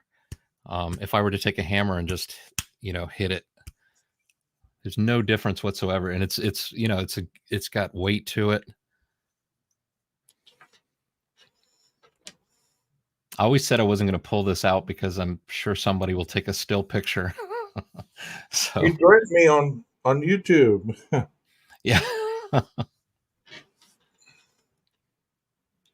had to put some clothes on so I could get on camera. Bullets and bling. But my theory has been also too, if you consider the sheath, like I hear some people say, well, why wouldn't he put it on his belt? Isn't that what you're supposed to do?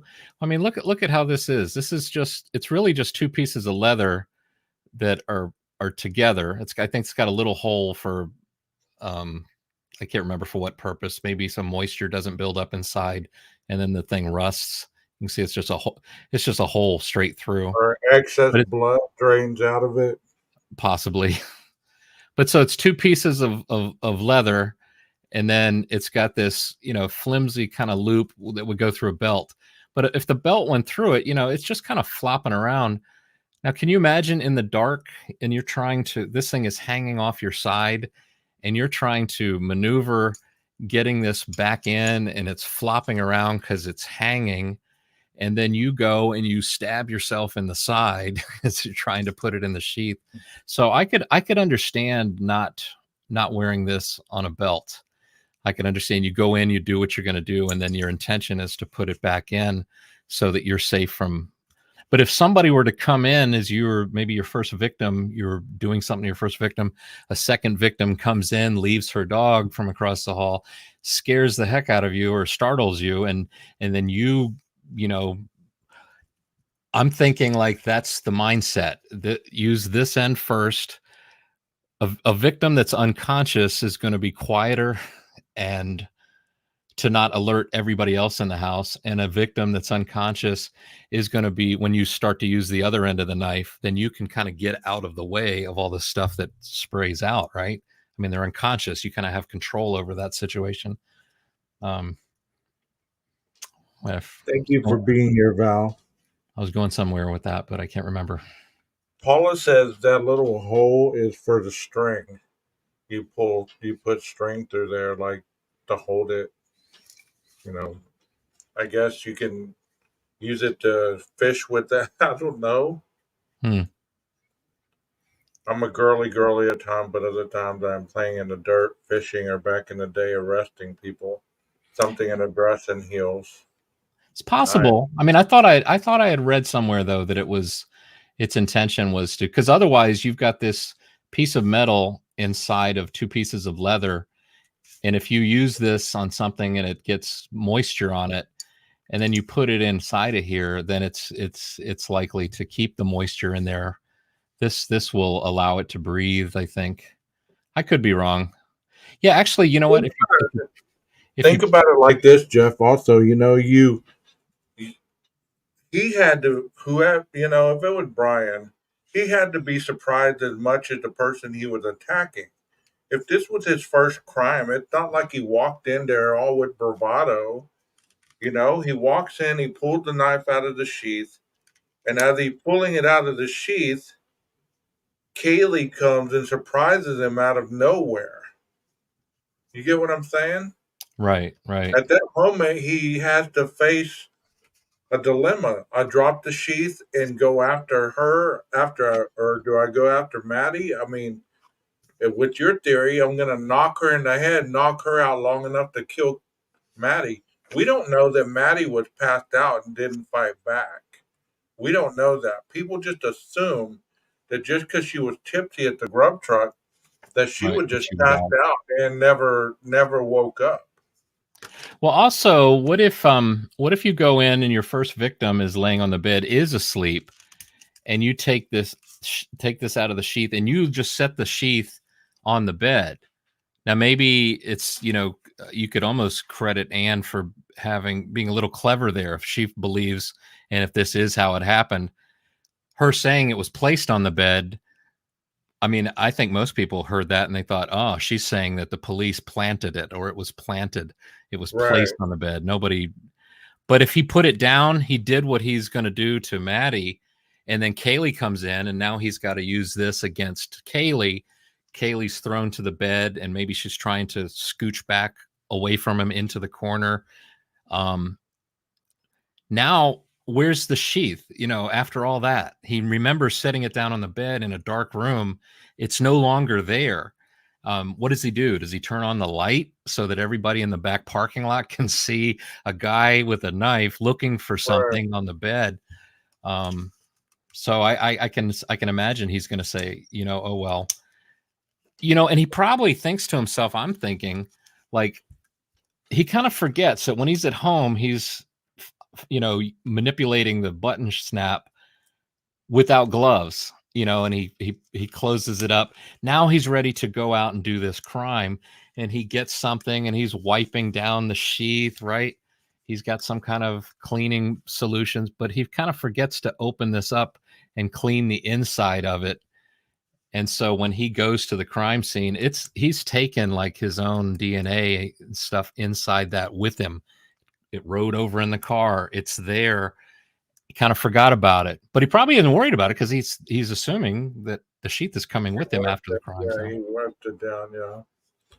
My first name starts with a K. My dad called me K-Bar as a nickname. Nice. Wow. And Val says, not buying her story. I mean, there's so much that could have happened in those precious moments when, he's in that room. Because as we saw earlier in the diagram, he walked across the hall from the staircase to get to Maddie's room. It's not just to the left like I assumed it was.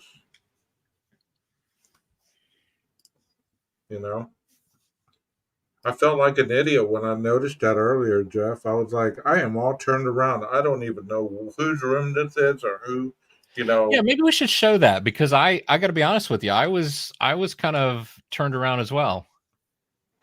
Yeah, go ahead and pull that back up. All right, so here's the the kitchen. We came through the sliding glass door. There's the stairs. Okay, here's the bottom of the stairs. No, wait, let me pick the one before it. No, not that one. Okay, so yeah, coming from the kitchen and the stairs. I mean, it's easy to get turned around and like, this wall right here, is this the front of the house or the back of the house? Right. And you kind of got to keep that in mind, because he comes in, this is the back of the house, this direction. So this wall faces the back parking lot. This faces the street. And the stairway leads down to the front door that faces the street and the front parking lot. So yeah, it's easy also your strides have something to do with it, because I'm always tripping upstairs, especially if they're narrow like that, like they're close together, because my stride is so long Even though I'm not a very tall guy, I'm 5'10" or taller. Right. Most days. But my stride is longer. I don't walk in choppy steps. So as you're going up the steps, I'm always tripping on the second or third step. And if he was 5'10" or taller, I'm assuming that he would have a long stride as well. Didn't you point out too that there's a different number of steps on the first flight? Yes. So it's what, 1, 2, 3, 4, 5, 6, 7, 8 steps Yeah, and there. there's 9 or 10 on the second set. So then you come up to here, and then you go, Maybe yeah, there's 1, 2, 3, 4, 5, 6, 7, 8, 9 up to 9. there. Assuming this is accurate representation, I don't know how much of this is from a photograph and how much is just, computer generated. Right. So you just walked up 8 steps. How do you know that there's not 8 going up the steps? I don't know about y'all, but I'm just thinking on my own perspective. If I'm walking up the stairs enough, I'm going to memorize how many damn steps I'm taking because I'm a clumsy guy. You Right. know? I picture you with like a little song that you sing to yourself as you go up steps. Like 1, 2, 3, 4, 5, 6, 7, 8. No. No, I'm just in my head because I'm usually carrying laundry, groceries, something. Right. And you can't see, so you're memorizing. Okay, I'm on the third or fourth, fifth. But going up to a house you've never been in, you can't tell me there wasn't some tripping or some stumbling going on. And if he was gripping the guardrail going up, there would have been all kinds of DNA on that guardrail. Even with gloves, I'm sure there would have been some kind of transfer on there, maybe even some lint, anything. Right. You don't think they swabbed that? But I tell you, I did have until we were looking at this today. I did kind of in my head. I kind of had this picturing this spot where you come up to the top of the steps to the third floor. I was always picturing that Kaylee's room was here, and she walked across the hall to Maddie. But that's totally backwards. This is now this window here. That's facing the back parking lot. That's the back of the house still.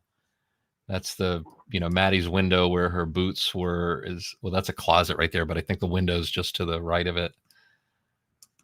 Yeah, and when I was explaining this earlier, and I even showed the bathroom, people were acting like, oh, we already know this. You're an idiot for showing us this. I mean, come on, you can get turned around in a house that you don't.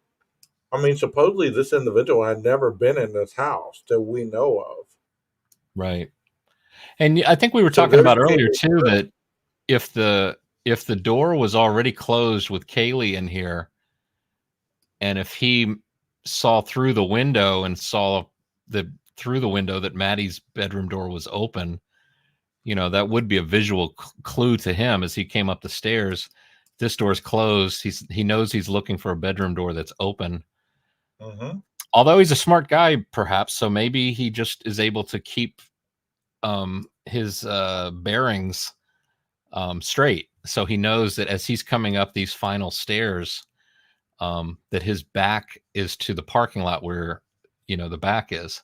So he knows he's got to come up and go to the right. We're assuming a lot of things. But you're about to murder somebody. Your adrenaline and everything is going through the roof. Right. Your senses are heightened. You're not flowing with normal calmness where you can, take every little scene and slow it down. You are going as fast as possible, trying to maintain from passing out yourself from all the adrenaline dump. Now, who's to say, 12, that he didn't try Kaylee's doorknob? Maybe her door was closed and locked. Tried it. Maybe that's what startled her to wake up and then come across and say, there's someone here. So I know there's someone here because they just tried my door. And he goes, and if this is the view, if you can imagine, this is the view as you come out of Kaylee's room, you've got this little glimpse, a little sliver of viewable area into the room. do you necessarily know that this person that seems to be doing something to Maddie is killing them? Is it possible you think it's just an SA assault kind of thing? And so you run in there to stop it, and you not really thinking of your own safety because you think you're Gonsalves. You can take this guy, and once Maddie wakes up, the two of you can just beat the heck out of him, and not knowing that there's a knife involved there. I mean, also, Jeff, how did this individual not know that Kaylee or anybody in the house didn't have a firearm?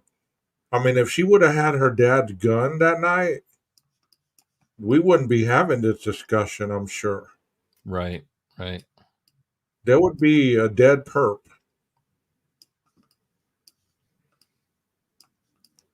And I'm almost saddened that she didn't, Yeah. Because remember the videos we've seen where her dad was showing her how to shoot?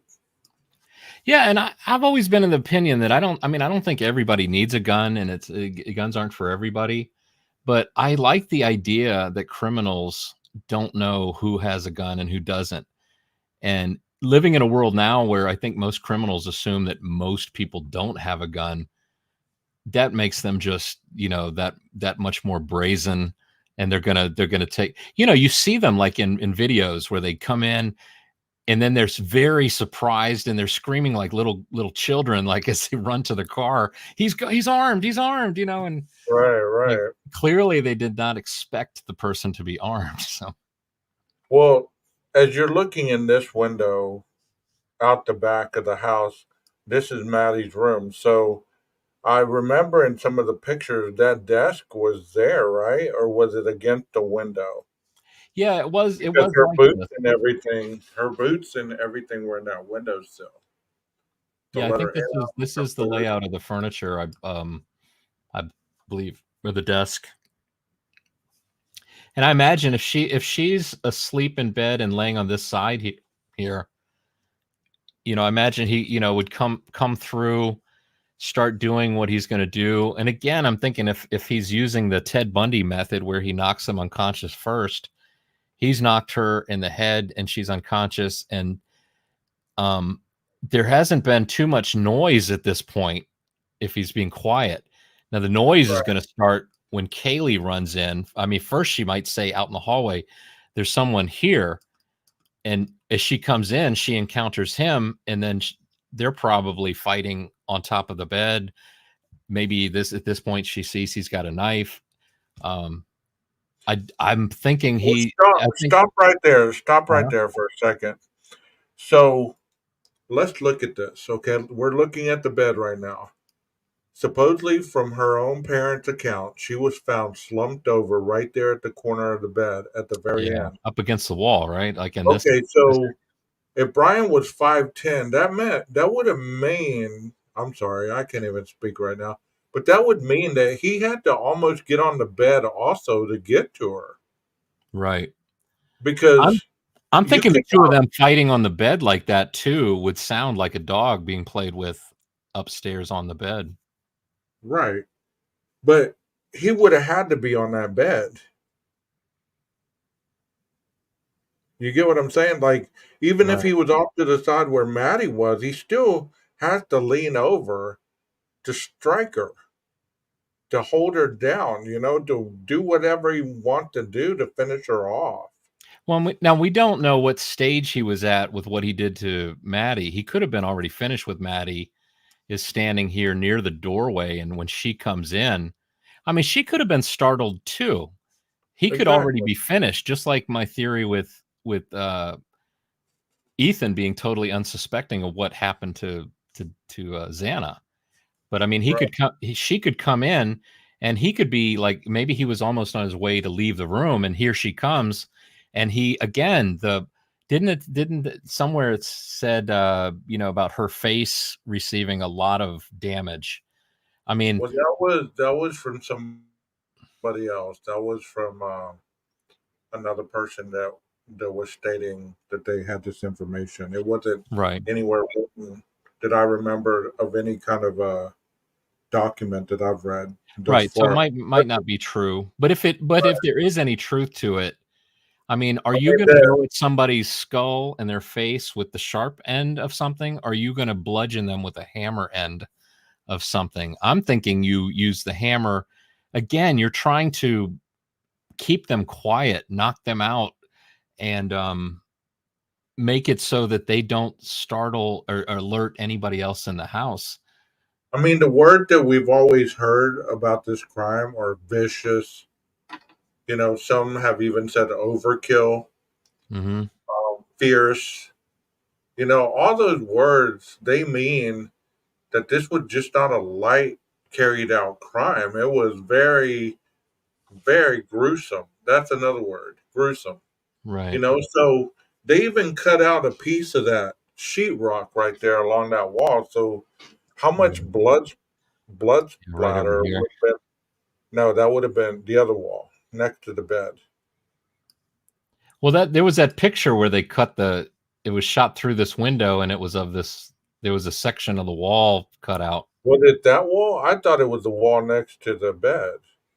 No, I think it was the wall where the desk was. Well, that would make sense because that would be the blood would be splattering straight ahead, not to the side. But there would still, if she was fighting, there could have been blood along the bed as well. Yeah, let me see if I have that. Because the only way the blood's going to spray if the person is still alive. So when the person dies, the heart stops beating, so there's not a spray effect. And if it's not a laceration that creates, I'm trying to remember how this was explained to me. If it's kind of like if you cut something that's an artery or something, it's going to spray out. But if it's a blood vessel or something, it bleeds down with gravity. I think that's how it goes. Right. That's just inside the window, seen from the road. Yeah.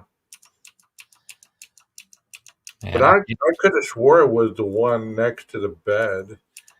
I can't remember what that image is called or what that was. And I have it in my email, but finding it really quickly is probably going to be something in itself.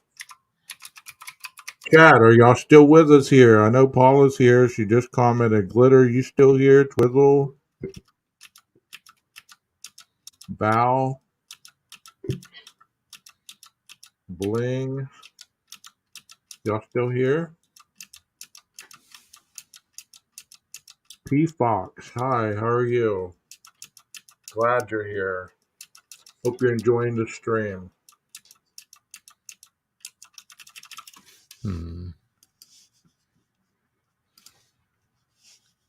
You know, it's just tragic that small a room, that individual was in there maneuvering around. I mean, wouldn't you think as he was going around the bed, he would have bumped into that freaking desk or the chair or something? Shoes or anything like that? I'm doing well. Thank you for asking. Yeah, it's a pretty tight area there. But I mean, that's just they could have just put any kind of size bed, you know.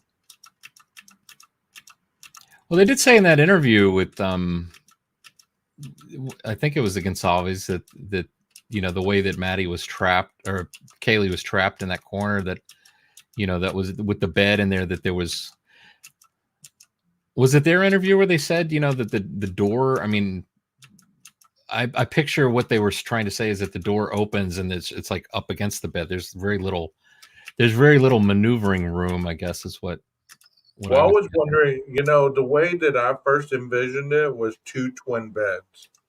Like there was, like in her dorm room picture, you know, where there's those two twin beds back to back against each other. That's how I pictured it when they would describe it. As you walked into Maddie's room, there's two beds. So I don't know. I just always thought it was two twin beds. and that Kaylee was sleeping in one and she was sleeping in the other.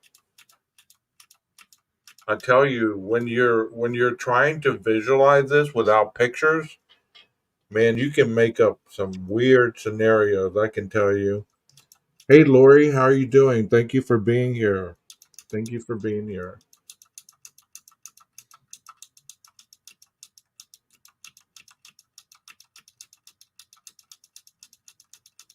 I mean, because like you said, as she was shimmying away from, because that is a defensive stance, you get into like a crab walk and you're walking backwards on your hands to fend off somebody. She could have been kicking at him, any of that to keep him off of her.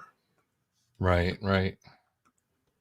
That's why I'm saying it had to. I mean, I'm not saying definite because I don't know. So don't quote me as saying, well, 12 gauge states like he knows what was going on. But like I said earlier, common sense said that he could not reach her from across the room. He would have had to be close to her somewhere, somehow. That's just common sense.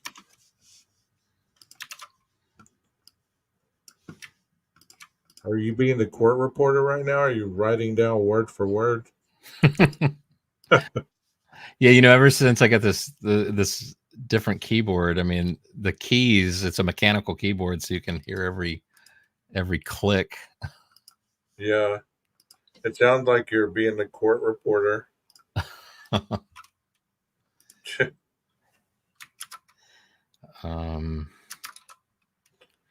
So, I mean, I would think, going into this home in the dark,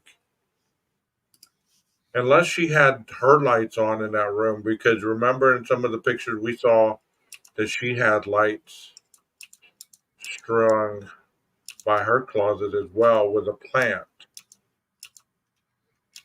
You know what I'm talking about? You talking about Maddie's room? Yes, where she's standing and she's dressed in pink. She had like Oh, right.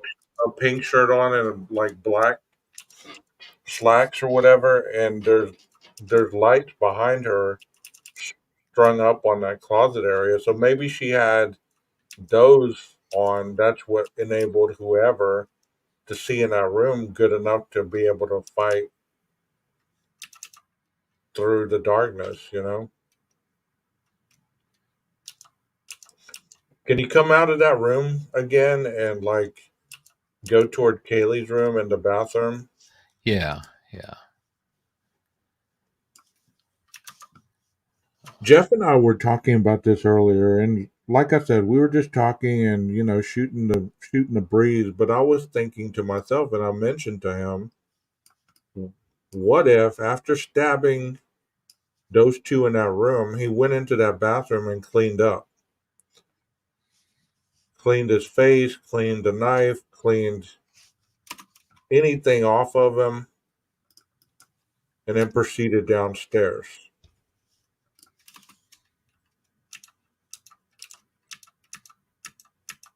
But that would mean that, he'd have to take like a black trash bag or something with him to throw all the stuff that he's using into that black trash bag or a duffel bag or something of that nature. What do y'all think, chat? Is that too far fetched? Is that too Hollywood right there? Or is that kind of common sense or not? I mean, I'm a big guy. I can handle it. Y'all tell me what you think. That's a stupid idea. Thanks, Jeff. No, I mean, but the question is like, do you really want to get out of there quickly? Especially if you've heard any kind of yelling or anything that there's people on the floor beneath you, and they're there, and you've heard them yell something. Yeah, maybe you just want to get out of there. You don't want to use But do extra you second. believe that he had glasses? Like he had a shield on his face? How did he not get blood on his face to have to wipe it off? And what did because as we've seen in some of the videos that I posted, one Navy SEAL had on shield glasses, when he was stabbing the jail figure, and blood was spraying all over his face. Just to take a couple seconds to wipe your face off. That is what I'm thinking. Threw everything in a bag to carry to his car, then threw the bag and everything in a tote in his trunk. Yeah, I've always wrapped in pictured the shower curtain. Yeah, it's got to be the shower curtain. I don't think it's stupid, but I think it's really risky. You're right. I mean, but this guy, whoever did this or whoever committed this crime, they really were not too pressed for time for some reason. It's almost like they gave themselves a certain time to be in the house, and then the alarm goes off, and you're like, okay, I got to get out of here. I can't do anything more.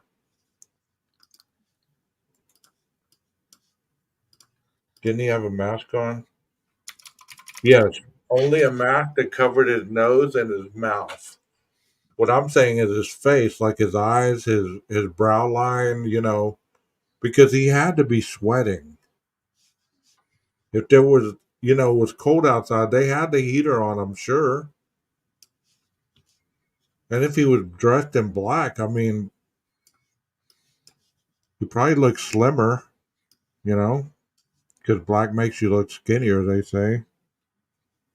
So maybe the 185 pounds wasn't even really the right weight. Okay, 12 gauge, stop it. Hey, I found that picture. So let me wait, before we look at the picture, why don't I look at the go back into the bedroom again. All right. So you found it? Yeah. Oh, wait, wrong one. All right, so this is the railing. The railing ends like right about outside this closet, right? That's the end of the house. Right. And then desk is here and the wall's here. Okay, so if we look at the photo from outside of the wall.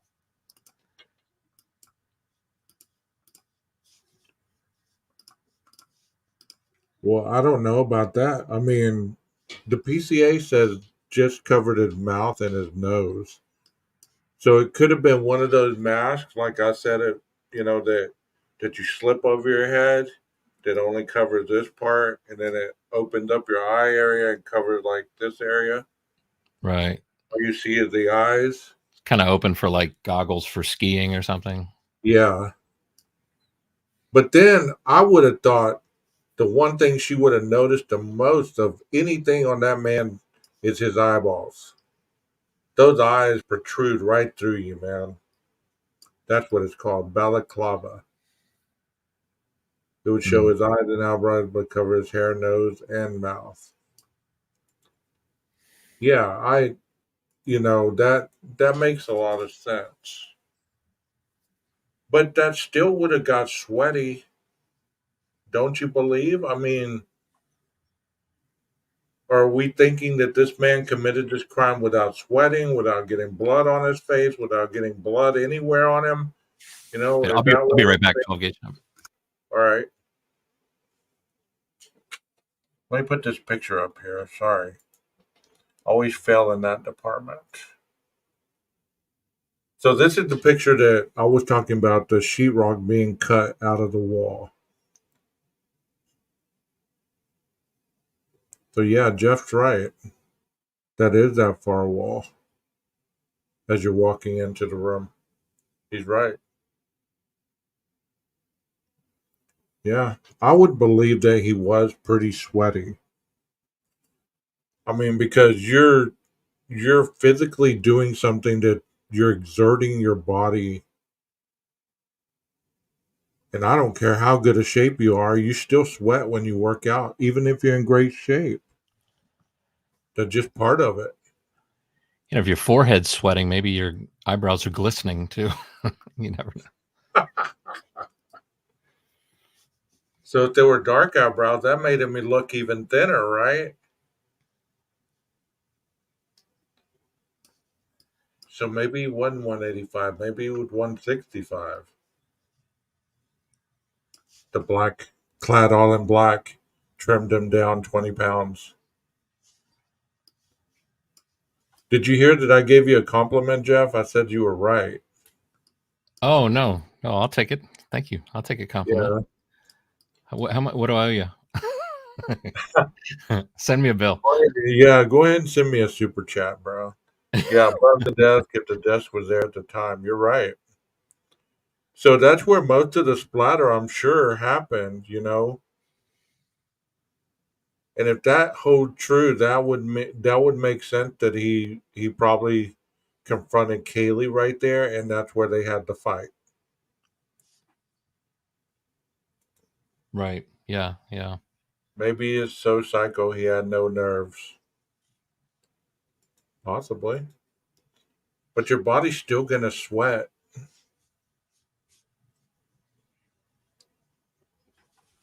What the paper taped to the house about? I had asked that before, and people had told me that that's what they use for the 360 uh, 3D graphing of the house.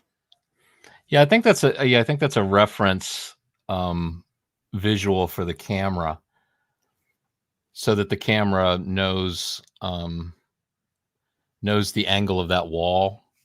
Because if you think about it, if you put a square on a wall and you look straight at it, it's a square.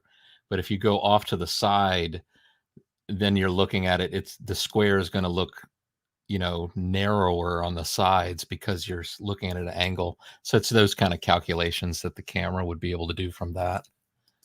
Yeah, the paper is for tarot scanning. You're right. Man, And it does look like, when you look down here, it does look like there's definite, this isn't a straight line. This is some wall ripped out of there, I believe. Yeah. Can you zoom in on that? Yeah. That 360 camera is going to be interesting inside. Yeah, it looks like they just ripped that out as quick as possible, doesn't it? Yeah, and I don't know if this is something cut out or if that's a piece of tape. It could be, that they cut out a piece of the wall, maybe some blood or something sprayed that way and it Yeah. took it out. But I don't know why they would cut the wall out unless they were looking behind the wall to see if, I don't know why they would cut the wall out. Usually they don't cut out the wall when there's blood splatter that I know of. Now maybe it's possible that Kaylee received a lot of her damage thrown onto the desk, and then maybe he threw her onto the bed and she still had enough to try and, scooch back. Yeah, that's what I thought too.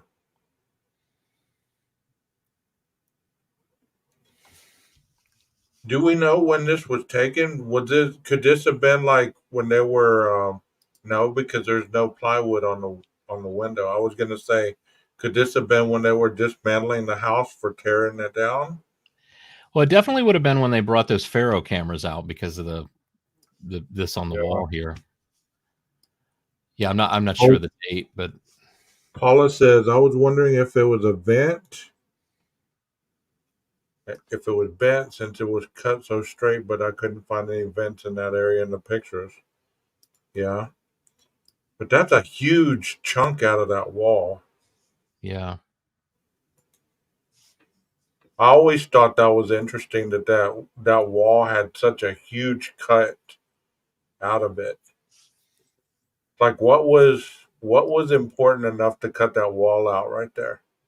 Well, that's what I'm thinking. If the struggle was on top of the desk, there would be, and the desk is right up against the wall, there would probably be blood at the top desk level, and that blood would have dripped down, down the wall, and maybe they just wanted to preserve the whole thing. Because I imagine the distance that blood travels is also going to give a sense of how much blood. And Yeah, Glitter says maybe they were looking for the weapon.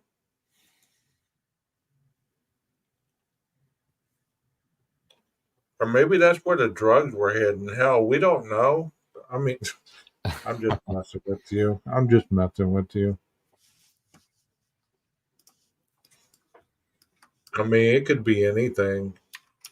But we do know that there's a chunk of that wall missing. You can't deny that. For what the reason is, we don't know, but there is a chunk missing. Yeah, it sure appears that way. Maybe they sent someone in the ductwork to see if the weapon was there. That's a good point. There was that HVAC guy in there, remember? That HVAC truck that had showed up. Can you Right. zoom in a little bit again? I want to see that up close. Can you make it to the left? There you go. So that's not an illusion. That's not a bag.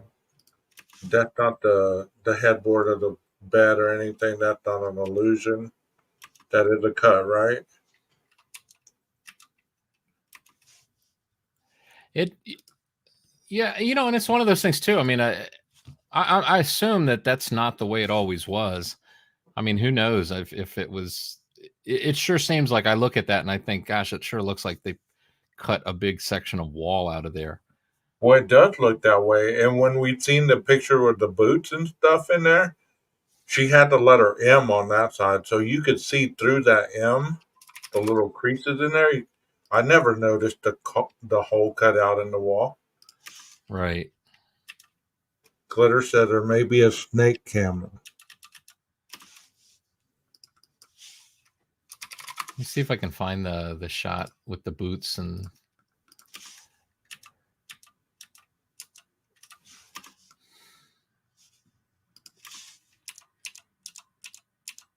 I mean, this has always intrigued me, this picture right here. I mean, because I've always wondered what was on that wall that made them cut it out like that. Because they were in a hurry to cut that bad boy out. They didn't even have a clean cut. It would just, they even tore some of the sheetrock from the other piece, was still left on there. And like Jeff said, there's another cut in the wall further up.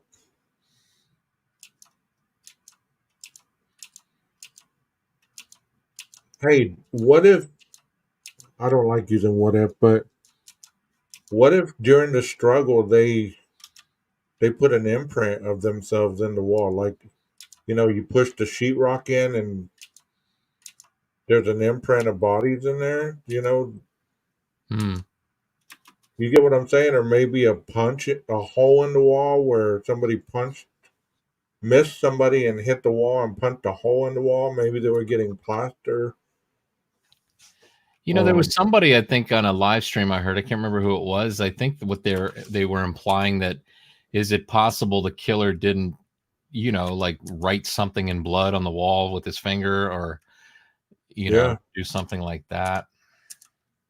But I played a interview with Thompson where he stated that was false. But who knows anymore? Mm-hmm. Yeah, I used to work as a tech at the psychiatric hospital, and me and this kid it was like a code, and they called it code green, where I had to restrain the kid, and we were going back and forth over furniture and everything, and we ended up through the wall. Like I put the kid like through the sheetrock. But I don't know why they would have done that either. I mean, you just never know. But you can't deny that that's a big chunk of sheetrock missing. Do you want to see something to inject a little humor? Nice. My Kool-Aid man print. Nice. Yeah, let's see it. Maybe Kool-Aid busted through the wall and said, "Hey, Kool-Aid." Hey, Kool-Aid. That could be. That could be. Yeah. Yeah, very true. I mean, you just never know. This was something I did a long time ago. I don't know. It was part of a discussion, and we were just the the notion of a possible checklist.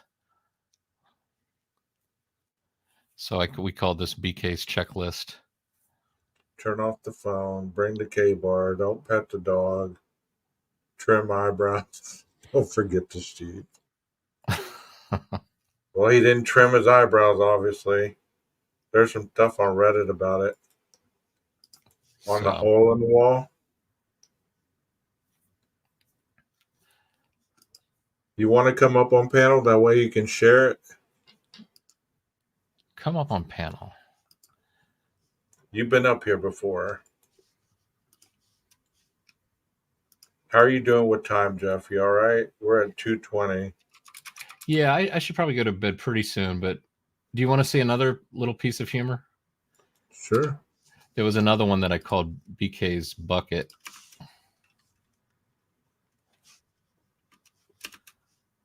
Let's see if I can find the final. This one is a whole lot slower than the one earlier, man. It looked like there was going to be 100 people in the chat earlier.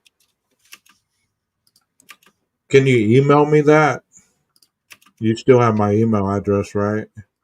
If you could email me that next time that I present something like this, I'll present that as well. What's that?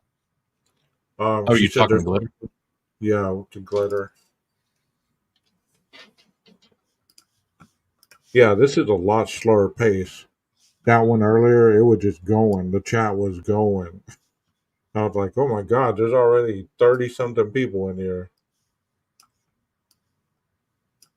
Thank you so much. I hope y'all have enjoyed this. I've enjoyed presenting it. Like I said, I got called out, so,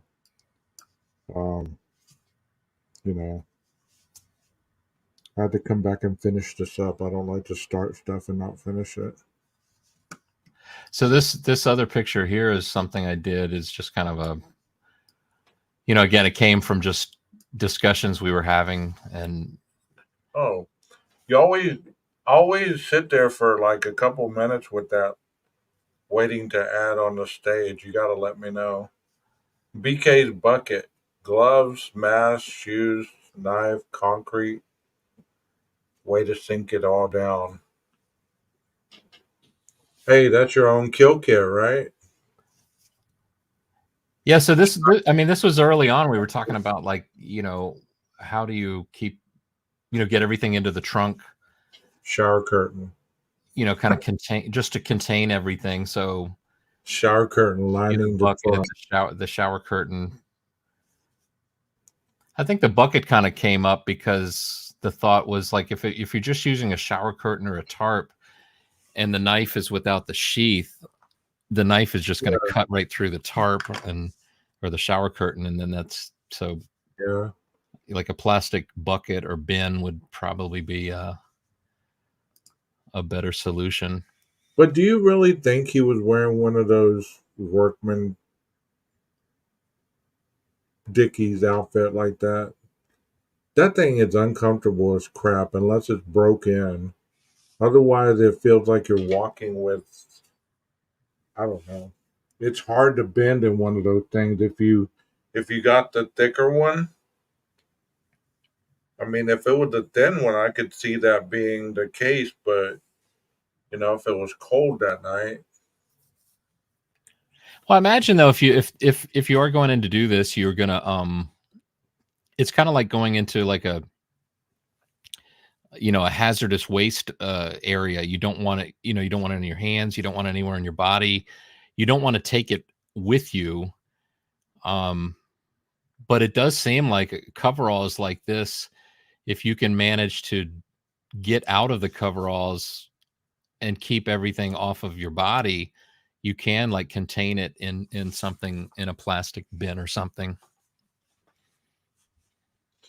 But what I'm saying is this is what we really don't understand a lot of times. Is, let's say I take my shirt off right now, okay, and I don't touch my body at all, but just the shirt coming off, it's going to peel skin cells off of me, and it's going to spread everywhere. I'm not going to be able to see them, but for people to think that he was able to strip his clothes off and not get any epithelial cells all over the place.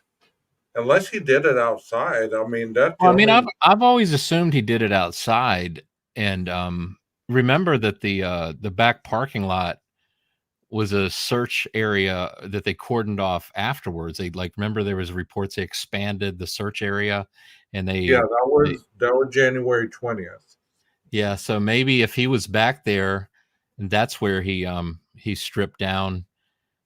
Because the thing is if you can get out of the coveralls, get the gloves and the mask and the shoes and the knife all into something, contain it. By the time you get into the car, maybe you have some blood on your face.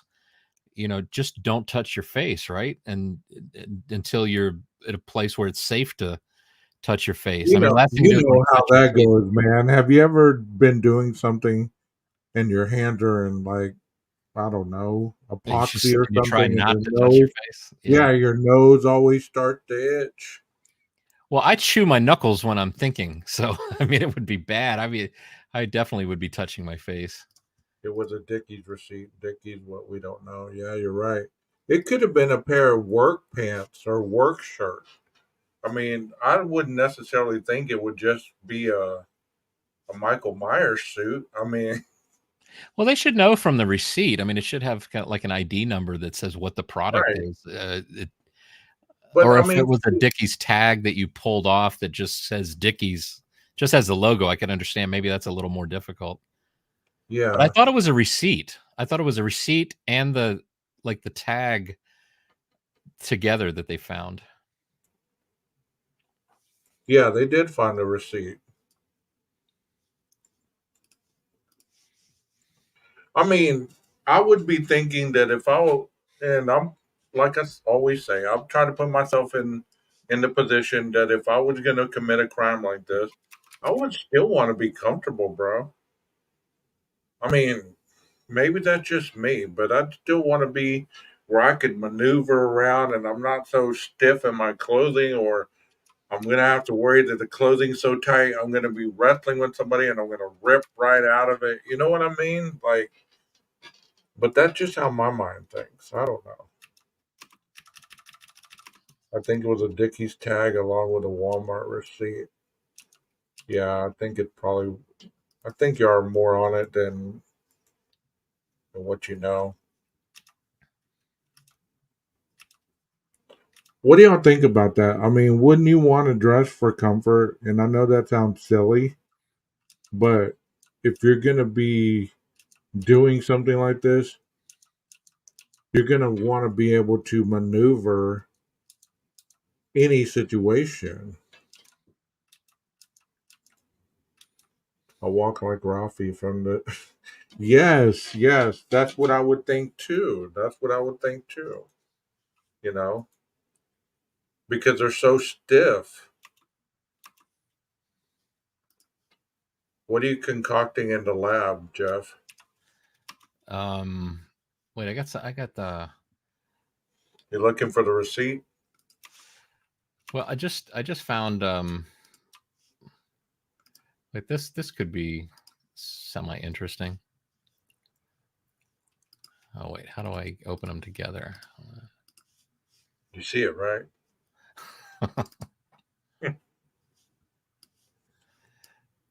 Oh, these are two different types of pictures, so it won't let me. People that wear them all the time probably find them comfortable. Mechanics wear them, right?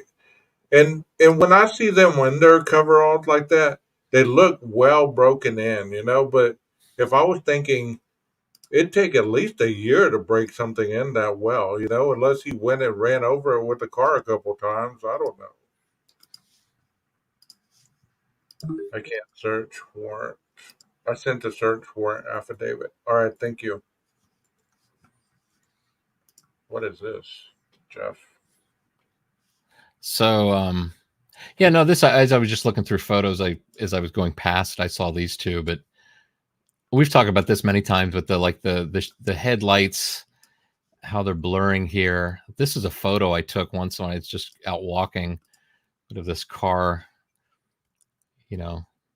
just kind of get a sense of what a camera that's not moving at all and then a car that is moving, that's what you're gonna.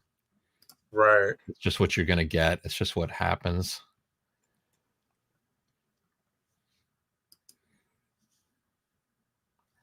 But I think this cab, I don't think it's got wheels, does it?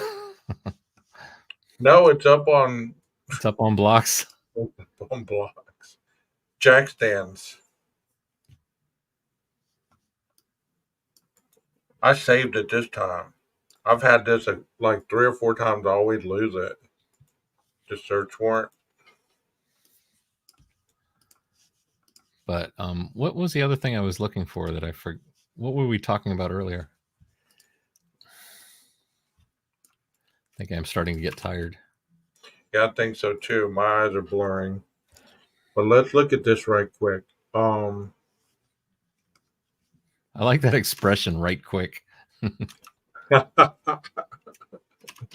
Yeah, hold on a second, right quick. Right quick. Okay, this is what they found in the car. Okay. And I've gone round and round with people about this. They act like it was no big deal, like everybody has all this stuff in their vehicle. I could see how some people would have this stuff in there, but you can explain anything away if you want to, you know?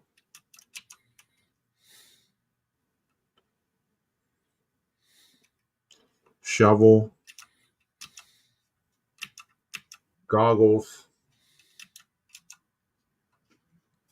a comfort inn room key. I wonder if they checked out that room. Key holder. You get what I'm saying? Like if he went and stayed at a hotel after he committed the crime. Maybe he cleaned up in a hotel room before he went home. That's where the 2 hours went.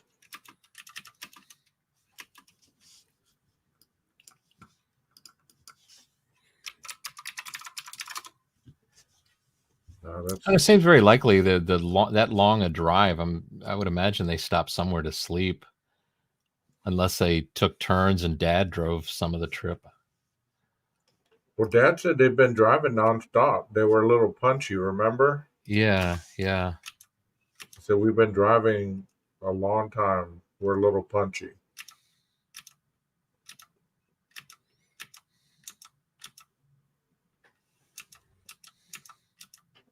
I'm all squinting. The lights off.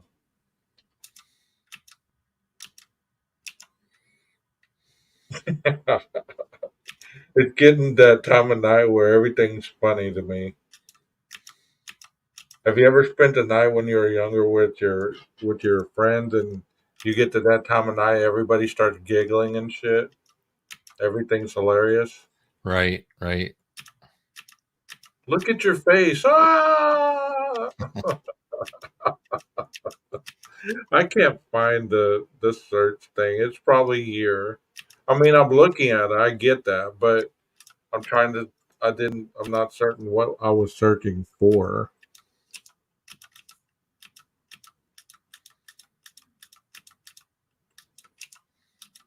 I'm trying to find out why they cut the hole. I don't think they're even as thick as jeans, unless they're insulated ones. Washed them a couple times. Okay. Slap happy. Yeah. Exactly. You get to that. Your parents think you're in there drinking a bottle of hooch because you're giggling like crazy. What are y'all doing in there?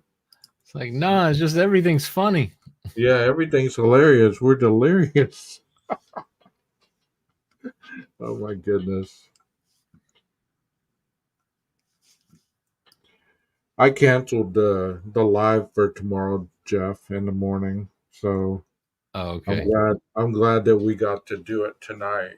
Good idea. This is some of the stuff that I wanted to talk about in the morning, so no need in worrying about that. I'm going to try to find a swimming pool tomorrow, man. If it's still as hot as it's been, I need to find some water to go soak in. If I wasn't on call, I'd be at the river floating it for sure. Yeah, when we just drove down to Florida, I so wanted to get in the pool.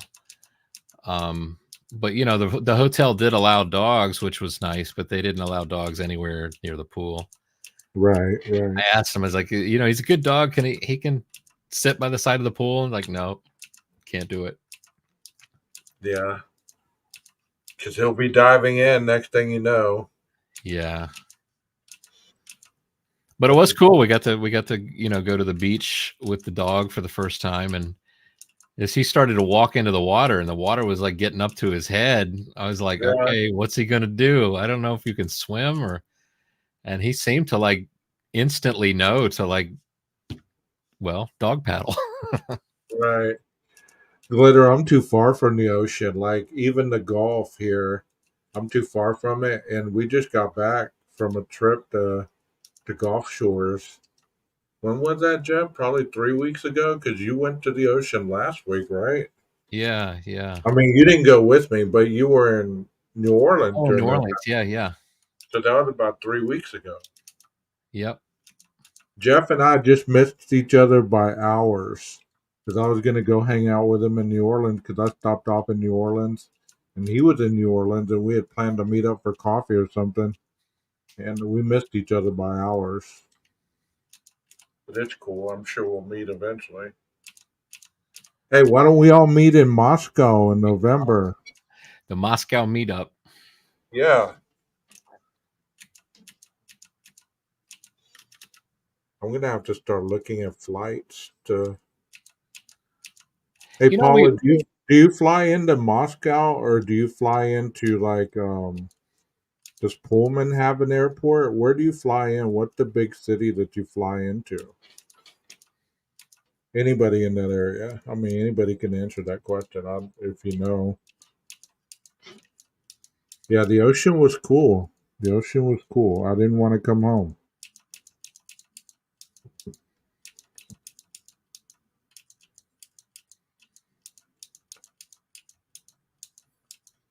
We're always talking about like you got the Linda Lane video, you got possible gas station video at Troy Road.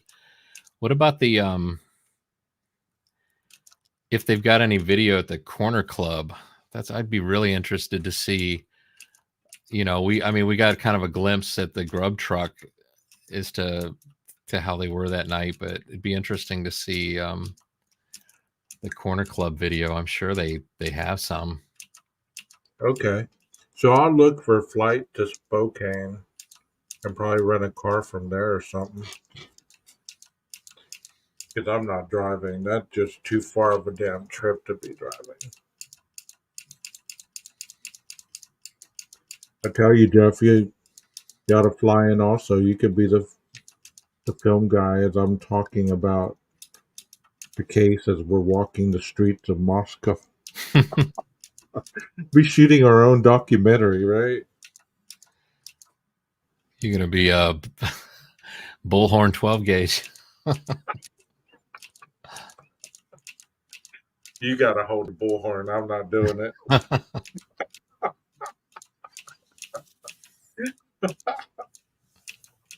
No, instead of the bullhorn, you get that can with the horn on it.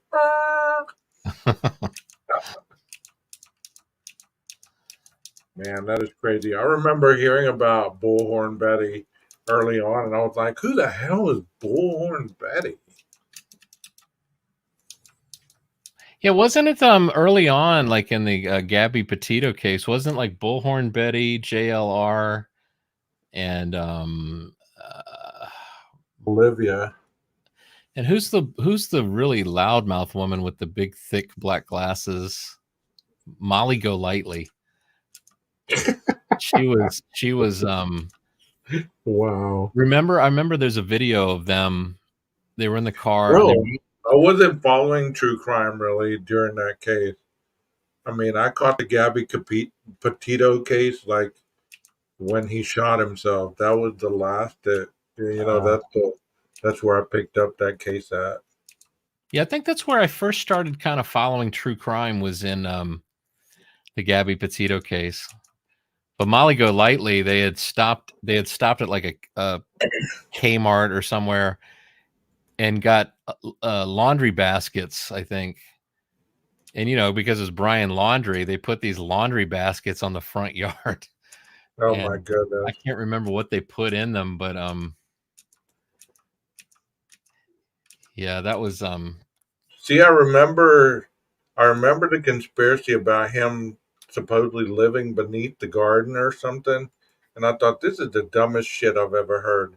And I have never followed a day of that case at all. But they said that the mom was feeding him food.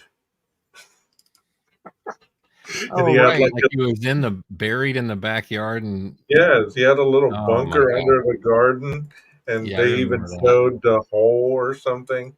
See this hole right here? You see this hole? That's where he gets fed the food by his mom.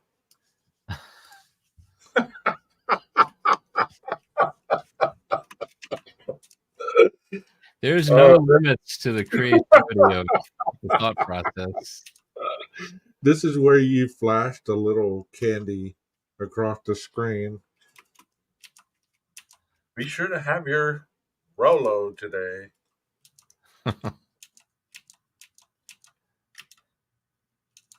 Okay, this is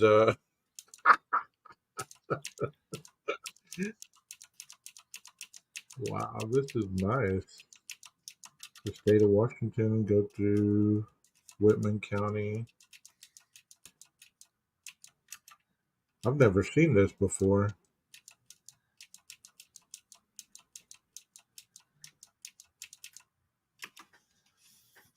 Hey, I found a picture that I remember looking for a long time ago. I couldn't find it. But they're always talking about the golf clubs that were in the spare room on the first floor. Yeah. I did find a picture of the officer taking it out, carrying it to the U-Haul truck.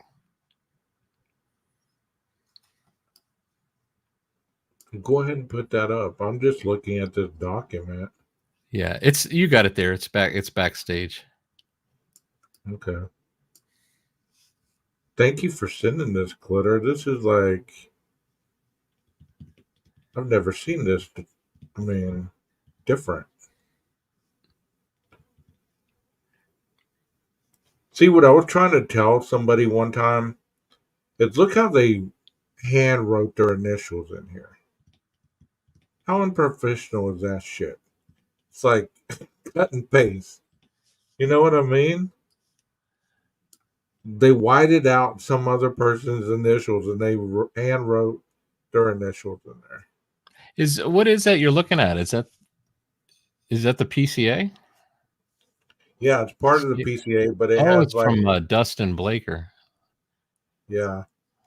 I'm not even sure I have a copy of that one. I have the one from Brett Payne, but I don't know if I have that one. Yeah, it's a little different, but what's weird to me is like how he just wrote in the initials. You know what I mean? Right. So unprofessional, man. No, what I was not really arguing, but I was having a conversation with somebody on a live one time, and they were like, "Well, how come they didn't put Ethan's autopsy on there?" And I told them, I said, "Well, how do you know they didn't? Because that whole section was redacted. Because remember on Payne's affidavit, toward the bottom where it starts talking about Ethan Chapin, known as Chapin, and then all of a sudden it just stops talking about him. It's redacted after that." Yeah, I'm getting tired. We better call it a night because last time I got tired, I got banned for a week. That made a mistake. Joining me now. Hey, do you want to see? This is I found this to be an interesting little video clip. Well, yeah, there's the golf clubs that. Yeah, that was the warrant for the apartment. Okay, that's what that was. The warrant for the apartment.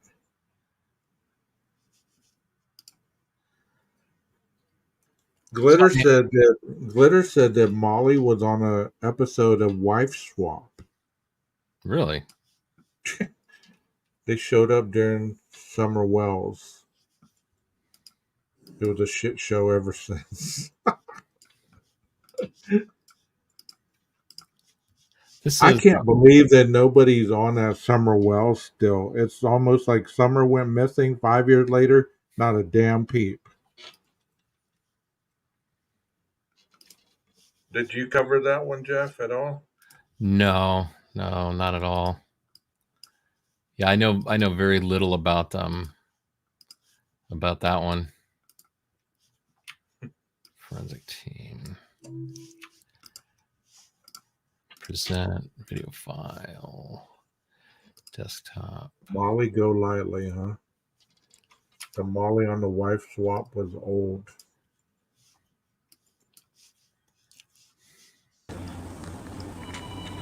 So you know what?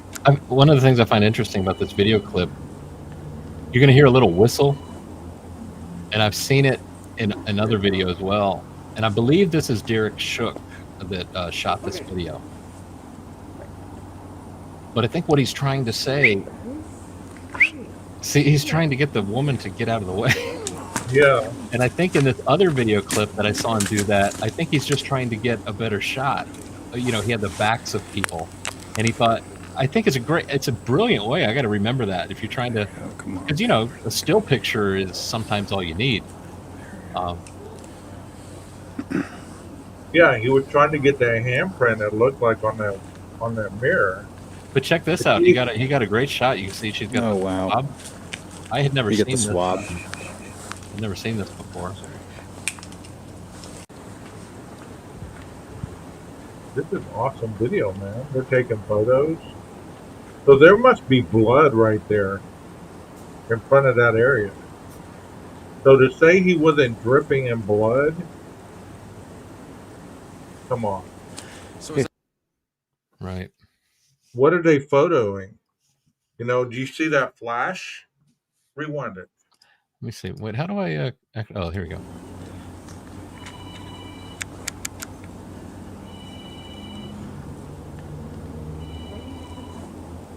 I hear a phone ringing. Okay. See, and that person does have protective equipment on. I have a friend that always had a little trick we'd do. He'd do a whistle like that, and then you'd look over and he'd give you the middle finger. It was just kind of a joke type of thing. You'd be like, "Oh man, I can't believe I fell for it again."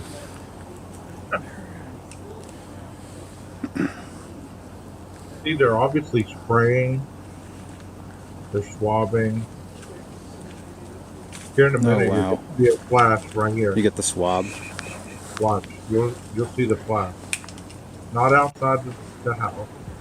Right here. See it? You see it. I know you saw that damn flash. So we took a picture of something on the floor or on the wall.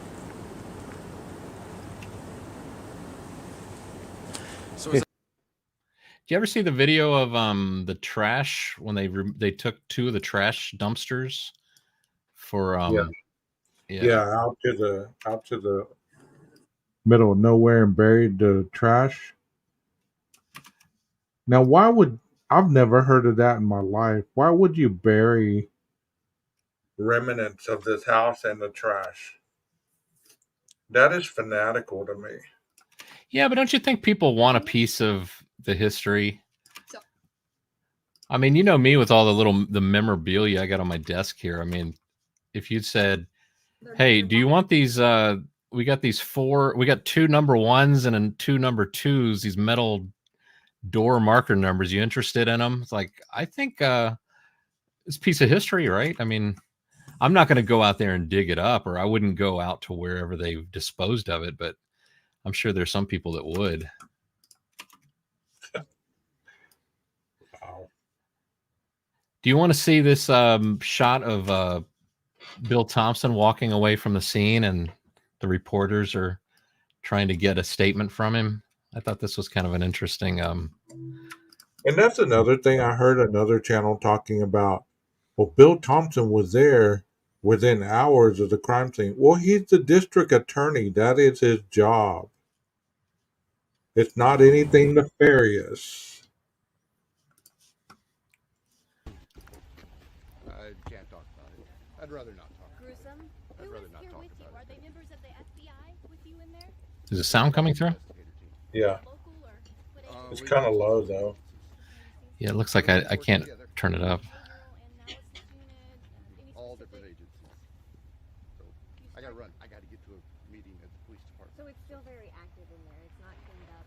The investigation is still active. Absolutely. You know how long they're gonna stay here at the home? Don't know. to As process long it? as they need to. Are you expediting the forensic testing of the items that have been seized? We're trying to expedite everything that might possibly lead to a suspect. Yeah, they usually do, Anna. Any new leads on who may be responsible?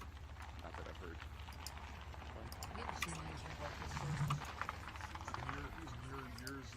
Are those kids still sitting down back there behind him?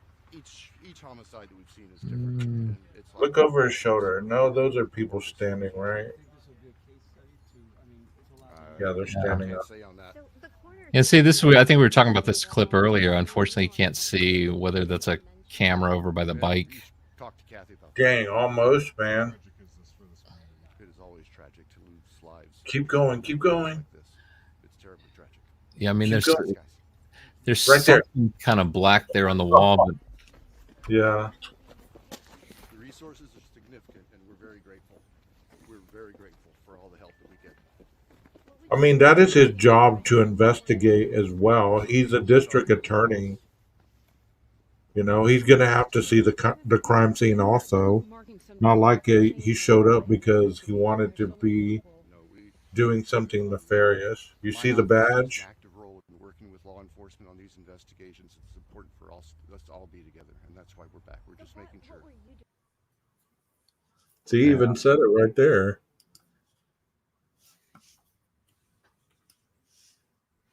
People have no clue when it comes to law enforcement. here's another one of the investigators. Hold on, let me. Oops. I can't talk about it. I've never seen that before. How long you had that, Joe? Oh, I just found that like just yesterday, I think. That's a new I was searching for the reflection in the kitchen window and stumbled upon all these Fox It looks News like you were there taking these photos for these videos. You been to Moscow already?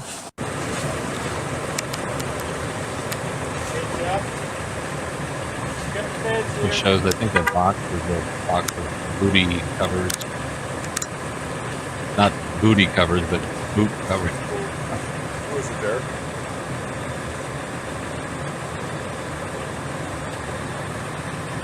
Feds. Huh? Feds. Exactly, Paula, exactly. Because it gives you first-hand knowledge of all the evidence that you're going to have to get.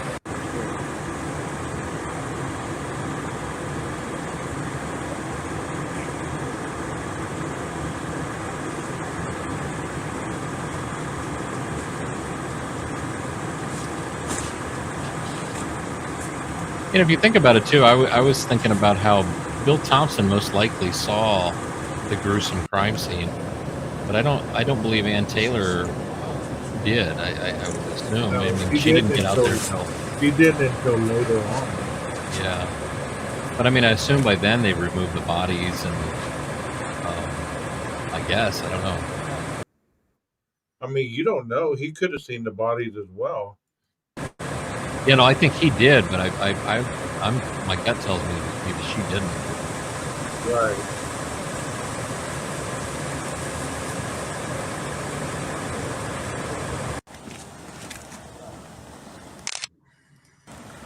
See, people were saying in other videos when they're pointing up right here, that he's pointing at a stingray. So we see the stingray in the tree. Pause it right there. Pause it. Oh, go back. I was going to show you the Maddie's window, what you can see in there. You can't zoom in, can you? No, not the way I'm doing this video clip. I can't. See, because you can see the M, you can see the boots, and part of whatever that is on the other side of the window. But she has her blind. Well, I don't know if they lowered the blind so people couldn't get pictures of the scene because they never had their blinds down. That I remember. Hmm. You can push play. I would just wanted to show that little area. You want to see? I've got the video clip where they're measuring the skid marks. Isn't that a new Elantra right there? That purple car? No, that's a Sonata. That's a Sonata? Yeah.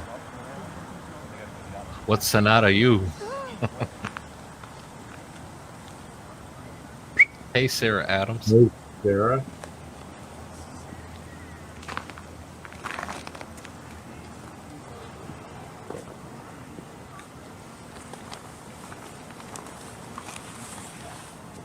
When your last name's Adams, do you collect a lot of Adams family memorabilia? Or I would. I think that would be a double G, right? Oh, that's true. But you could still do it. Or Samuel Adams. Right. Or what did you say to Adam? Yeah, I told Adam everything. See, look at that terrain. You're telling me that this individual went through that area like that? I think the best course would have been right there by the couch, like they showed those people with the wanted number 3.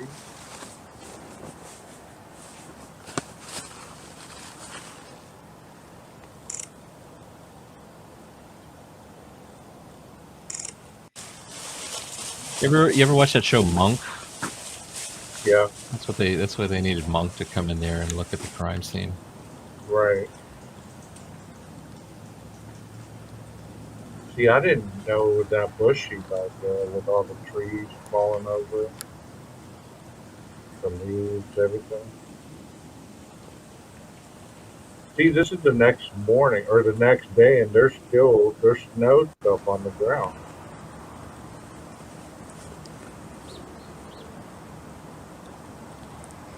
Supposedly this is the next day, is it?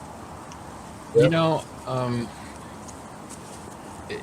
I could figure it out, but it doesn't. I don't think. I just have the title of the video. It would show the date on the like the website that it came from. Yeah.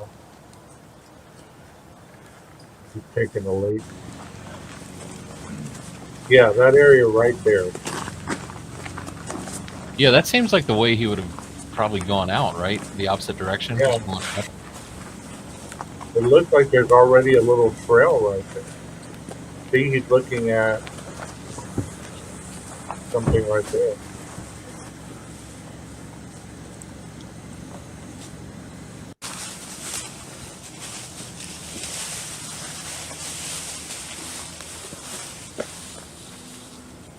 See, somebody said about the boot print earlier, there's probably law enforcement. You don't think they know the difference between their boots and another boot print? Right. It is something I thought about when I looked at this clip, though, because they do walk, you know, in that area, and they don't have like boot covers on.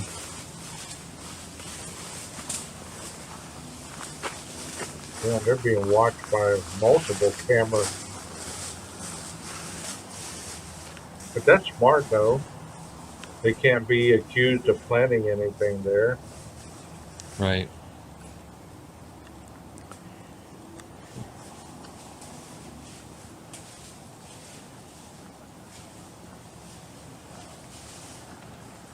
Here's the damn knife right here.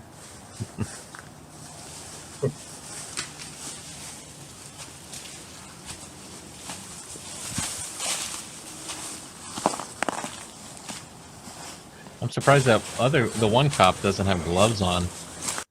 He's touching the tree branch as he walks by, and rookie.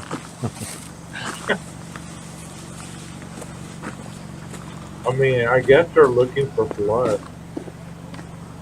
Wonder if they got a bloodhound or anything out there.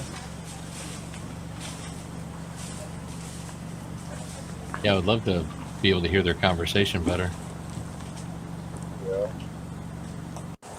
So what are you doing tonight after work? You going to the corner club? I was there last night. I saw these kids there. Wow. You want to see the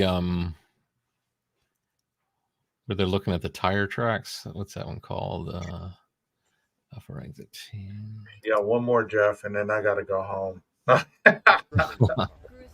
Who was here with Wait, that's not it. What is it doing? Wait, maybe I got to close some of these too. Yeah. Yeah, I think They had pictures of a German Shepherd wandering around. Oh, okay. Yeah, I thought I remember that too. Now we know the BK hasn't even been near that house, just pinged off a tower that serviced the home and area around. How can this be? How is he still being prosecuted? It's absolutely unbelievable.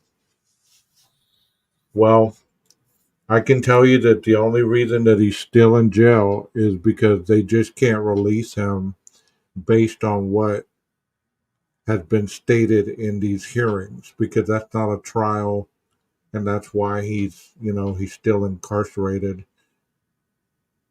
That, and they didn't set a bail. If they would have had a bail set, then he'd be free, just like most people waiting for a trial. All these other things that they figured out. Yeah, I think the other thing too, if they've got a clearer shot from that light bulb camera, I mean, it definitely looks like a Hyundai Elantra at 4 or 5 a.m. on Linda Lane camera. If you can see it more clearly on the light bulb camera, and then any other cameras.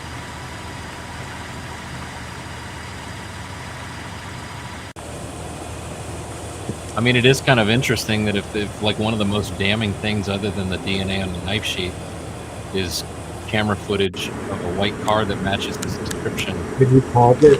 Pause it a second. These two women were the women that everybody in the other streams talked about, how they dropped the gloves on the ground and how they contaminated everything, and they were searching around, all this stuff. Look what they're doing. They're measuring the tire tracks. You don't need gloves to be measuring tire tracks. You don't need, they were getting out their stuff to do their job. They're different investigators. They're not forensic investigators. See, they're taking pictures, taking video, taking measurements. The only thing that I found really confusing in this whole thing is they can see tire track that you and I didn't see in that video where Jana was talking. We see that those tire track that kind of turn at an angle, but obviously they see something we don't see there.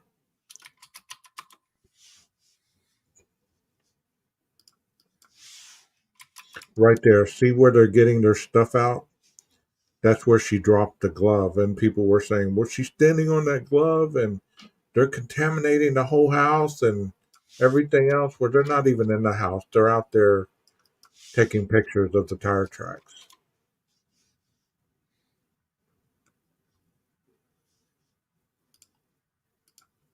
I mean, it is interesting to look at the tire tracks on the video of Xana, because I mean they are very similar looking.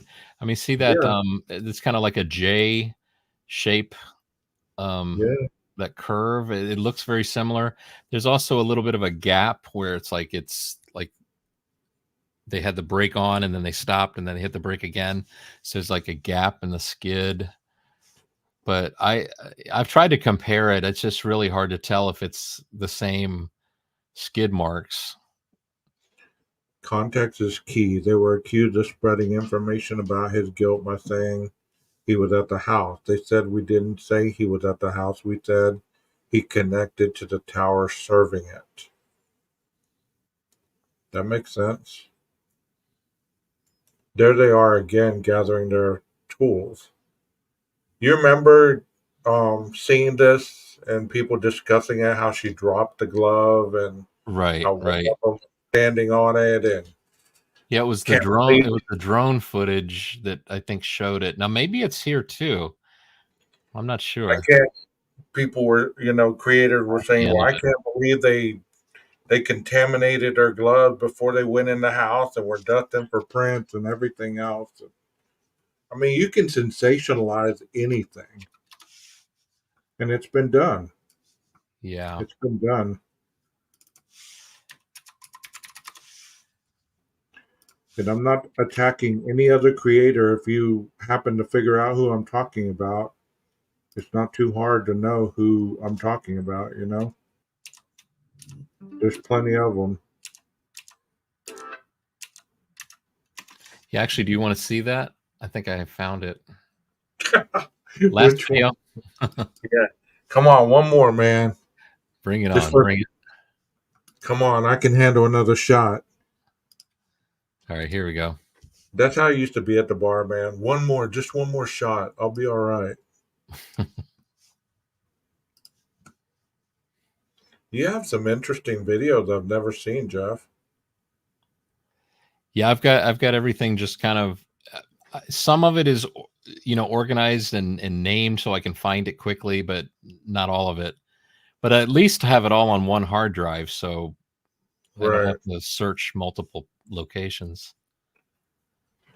So who was doing this drone footage? Um I'm not exactly sure who did this. You know what? This isn't the same drone footage, obviously, because their vehicle isn't there. This is after all But the it was vehicles have been removed. It wasn't the one I thought it good was. footage.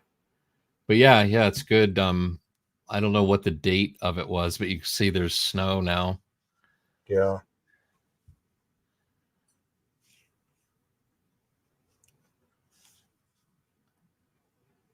But this is a good angle where you can see like there's the house, and then where the Linda Lang camera is. You got to kind of go straight through that big apartment building Yeah. if you're drawing a straight line to it. I remember a certain YouTuber with a cackling laugh as that white car drove past, with the insinuation that, oh, these law enforcement are idiots. It's actually pretty straightforward. They don't arrest random individuals for nothing, then charge them with death penalty for shits and giggles. Hey, you're speaking my lingo, Stevie. I mean, I've been called a guilter for a reason. What are we, respectable guilters? Is it respectable or respectful? I don't know. I'll take both. Yeah, I mean, I always say if he's guilty, I hope they give him the maximum that he deserves. I mean, killed 4 people. If he's not guilty and he's innocent, then he deserves his innocence. I mean, but to say he's innocent at this point of the game is pretty. He is in jail for some reason. He's not. They didn't leave him on the streets and say, "Well, until we get this all figured out, then we'll arrest you." That's not how it works. Right. This is some awesome footage. Yeah, so there's Sigma Chi at the bottom left, and It really shows. See, that house looks tiny compared to the 1112 house. Looking straight down from it, you see it? yeah. I'm all acting like you're controlling the drone. Go back, go, go back, go back.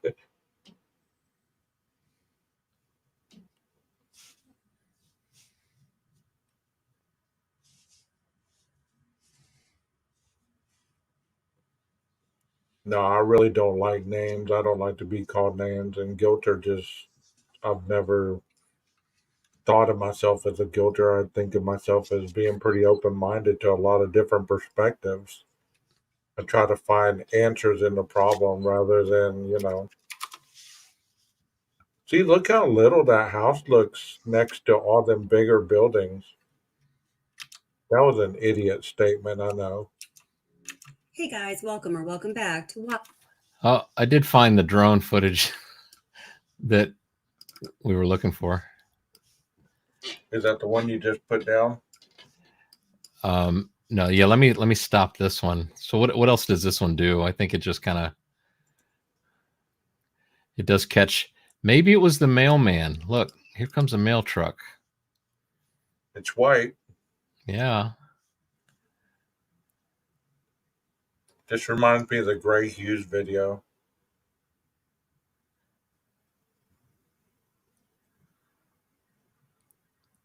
So pause it right there. Oh, damn. I was going to see what you were talking to me about earlier. Oops.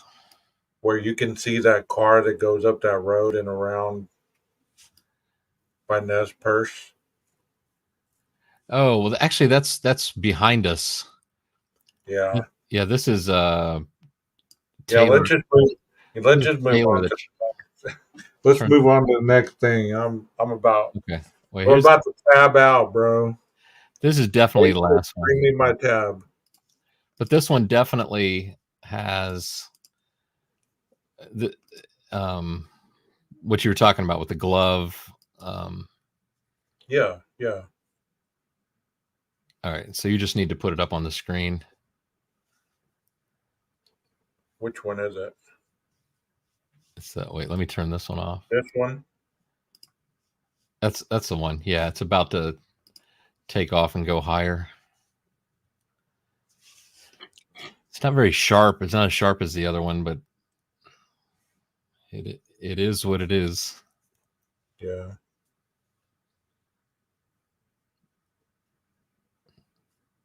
Got all these unmarked vehicles. You just don't know who's who.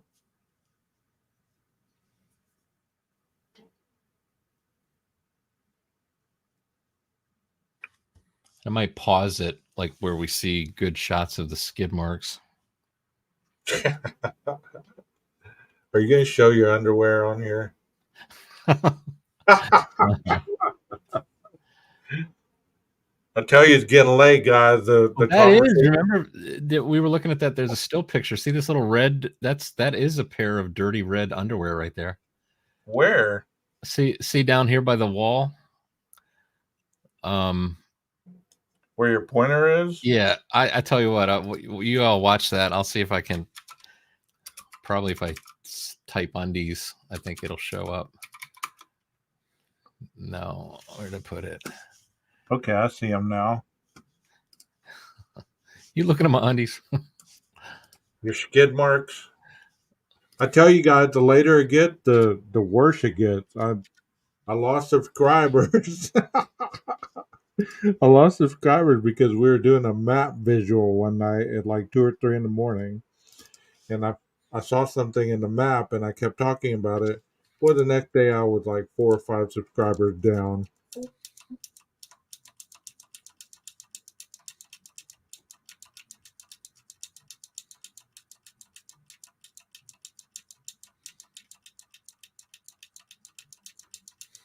Yeah, this is the one. She's standing on the glove. You see that? And then she just picks it up with the new gloves and throws it in the bag. She's already contaminated it.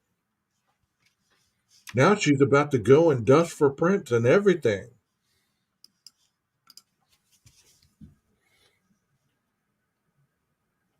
The other thing I thought of too is like, how do we know that, because the crime seems to happen on the 3rd floor and the 2nd floor, how do we know that just inside the door, the police hadn't cleared the whole 1st floor as being clear?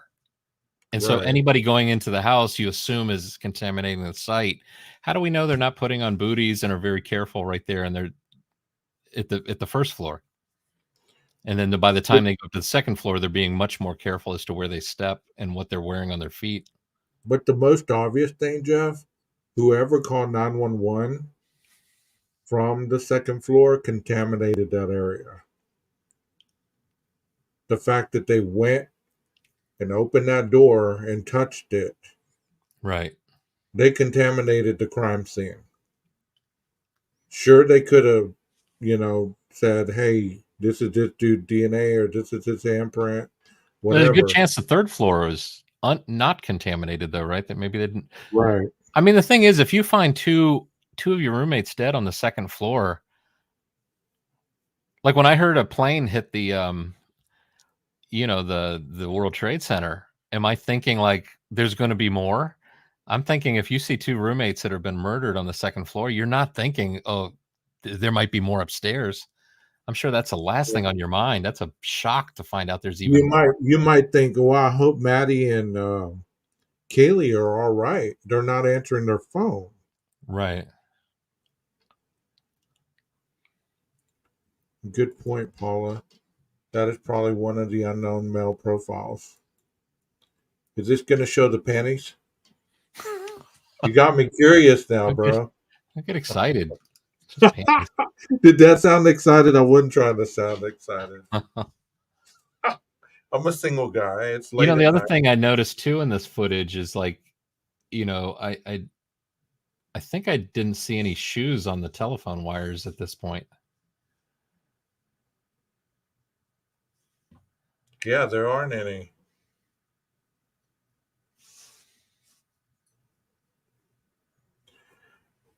Glitter says, plus there was probably already in there too. Yeah, you're probably right. Because he was always in that damn house. He was like the protector of the house, the kingdom. So that always struck me as odd as well, as he was always at that freaking house. What was he guarding?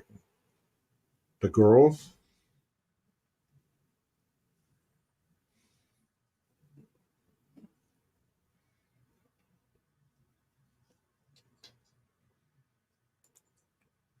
It's late. You want to see panties? Well, you have my email address. No.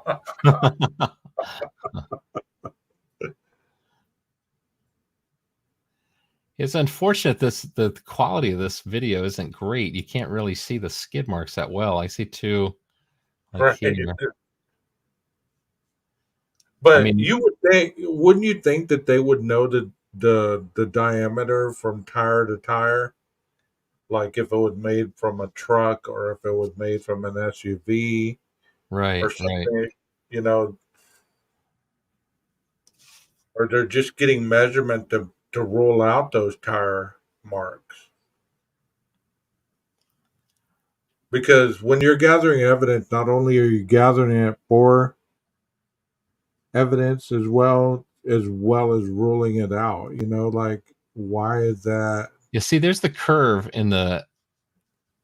I don't know if you can move our pictures out of the way, but there's the curve of the skid mark.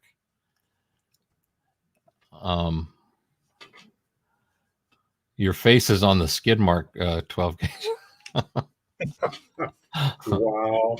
Let me move your face. Okay, there we go. Yeah, so would it be your face is on the panties, bro? Move your face. Yeah, my face was on the panties. Yours was on the skid mark. All right. But so here's the I guess it's like a backwards J of the skid. Would be interesting is to compare and see. It seems to line up with the end of the wall. It'd be interesting to compare with that video with Xana, if the curve is right at that same spot. Right.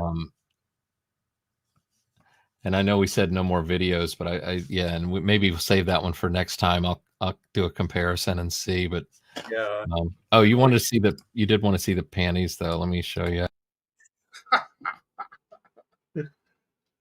Bro, that could have been like, oh, he knocked himself out. He's like off the screen.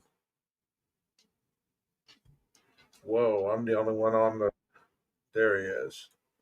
Did you close out all the browsers?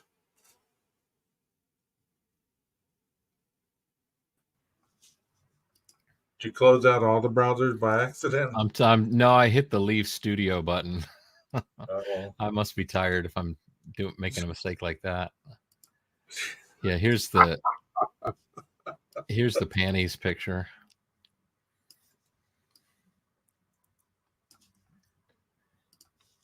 Wow. See, I thought that was a ribbon or something. Yeah, I mean the little text description in the article that I pulled it from at the bottom, it said, a dirty pair of panties. Wonder if it's a thong pair or granny panties, bikini.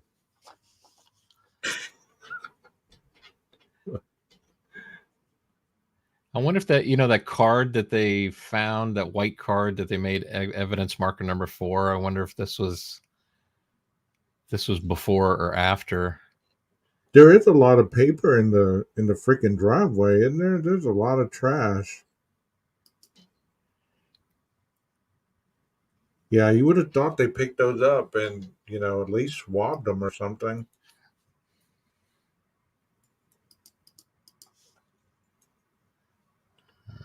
Who would have left some panties for? I mean, look at that box of White Claw, and they have wasn't there a dumpster near there? I mean, any of that stuff could have fell out of the dumpster. Whoa. You saw it live here on 12 Gauge Investigative. We aim to please. That's what everybody's going to be talking about next week. Hey, did you see 12 Gauge's red panties? What? Oh my God. You got to go check it out. Hey, if that's what it takes, man, I'll put that as my backdrop. It don't matter. I'm just messing with you. You guys, we're both tired, and I'm sure you guys are probably tired. We've been on here, 3 hours and 20 minutes. Thank you so much for being here. Those of you that are still here, it shows that 18 of you are in the chat or watching. Thank you so much. If you'd hit the like button on your way out, subscribe if you're not already a subscriber. And once again, thank you so much for allowing us to entertain you. None of it is meant in maliciousness or in a hurtful manner. Anything that is said here is the view of the people that said it, nobody else. So y'all have a good night, morning, whichever it is for you. We will see you soon. Jeff, you want to stay on while I sign out? No, you know what? I better just go to bed. I know if I stay on, we'll just talk for another 4 hours. All right. So thank you, buddy. Good night, everybody. Thanks for having me up, 12 Gauge. Hey, no problem, man. Anytime. You have a good one. All right. Yeah. Be safe. All right, guys. It's time for the maestro to cue the music and for 12 Gauge to call it a night. Y'all be safe out there. Be vigilant and take care of the people that you love as well as yourself. See you soon.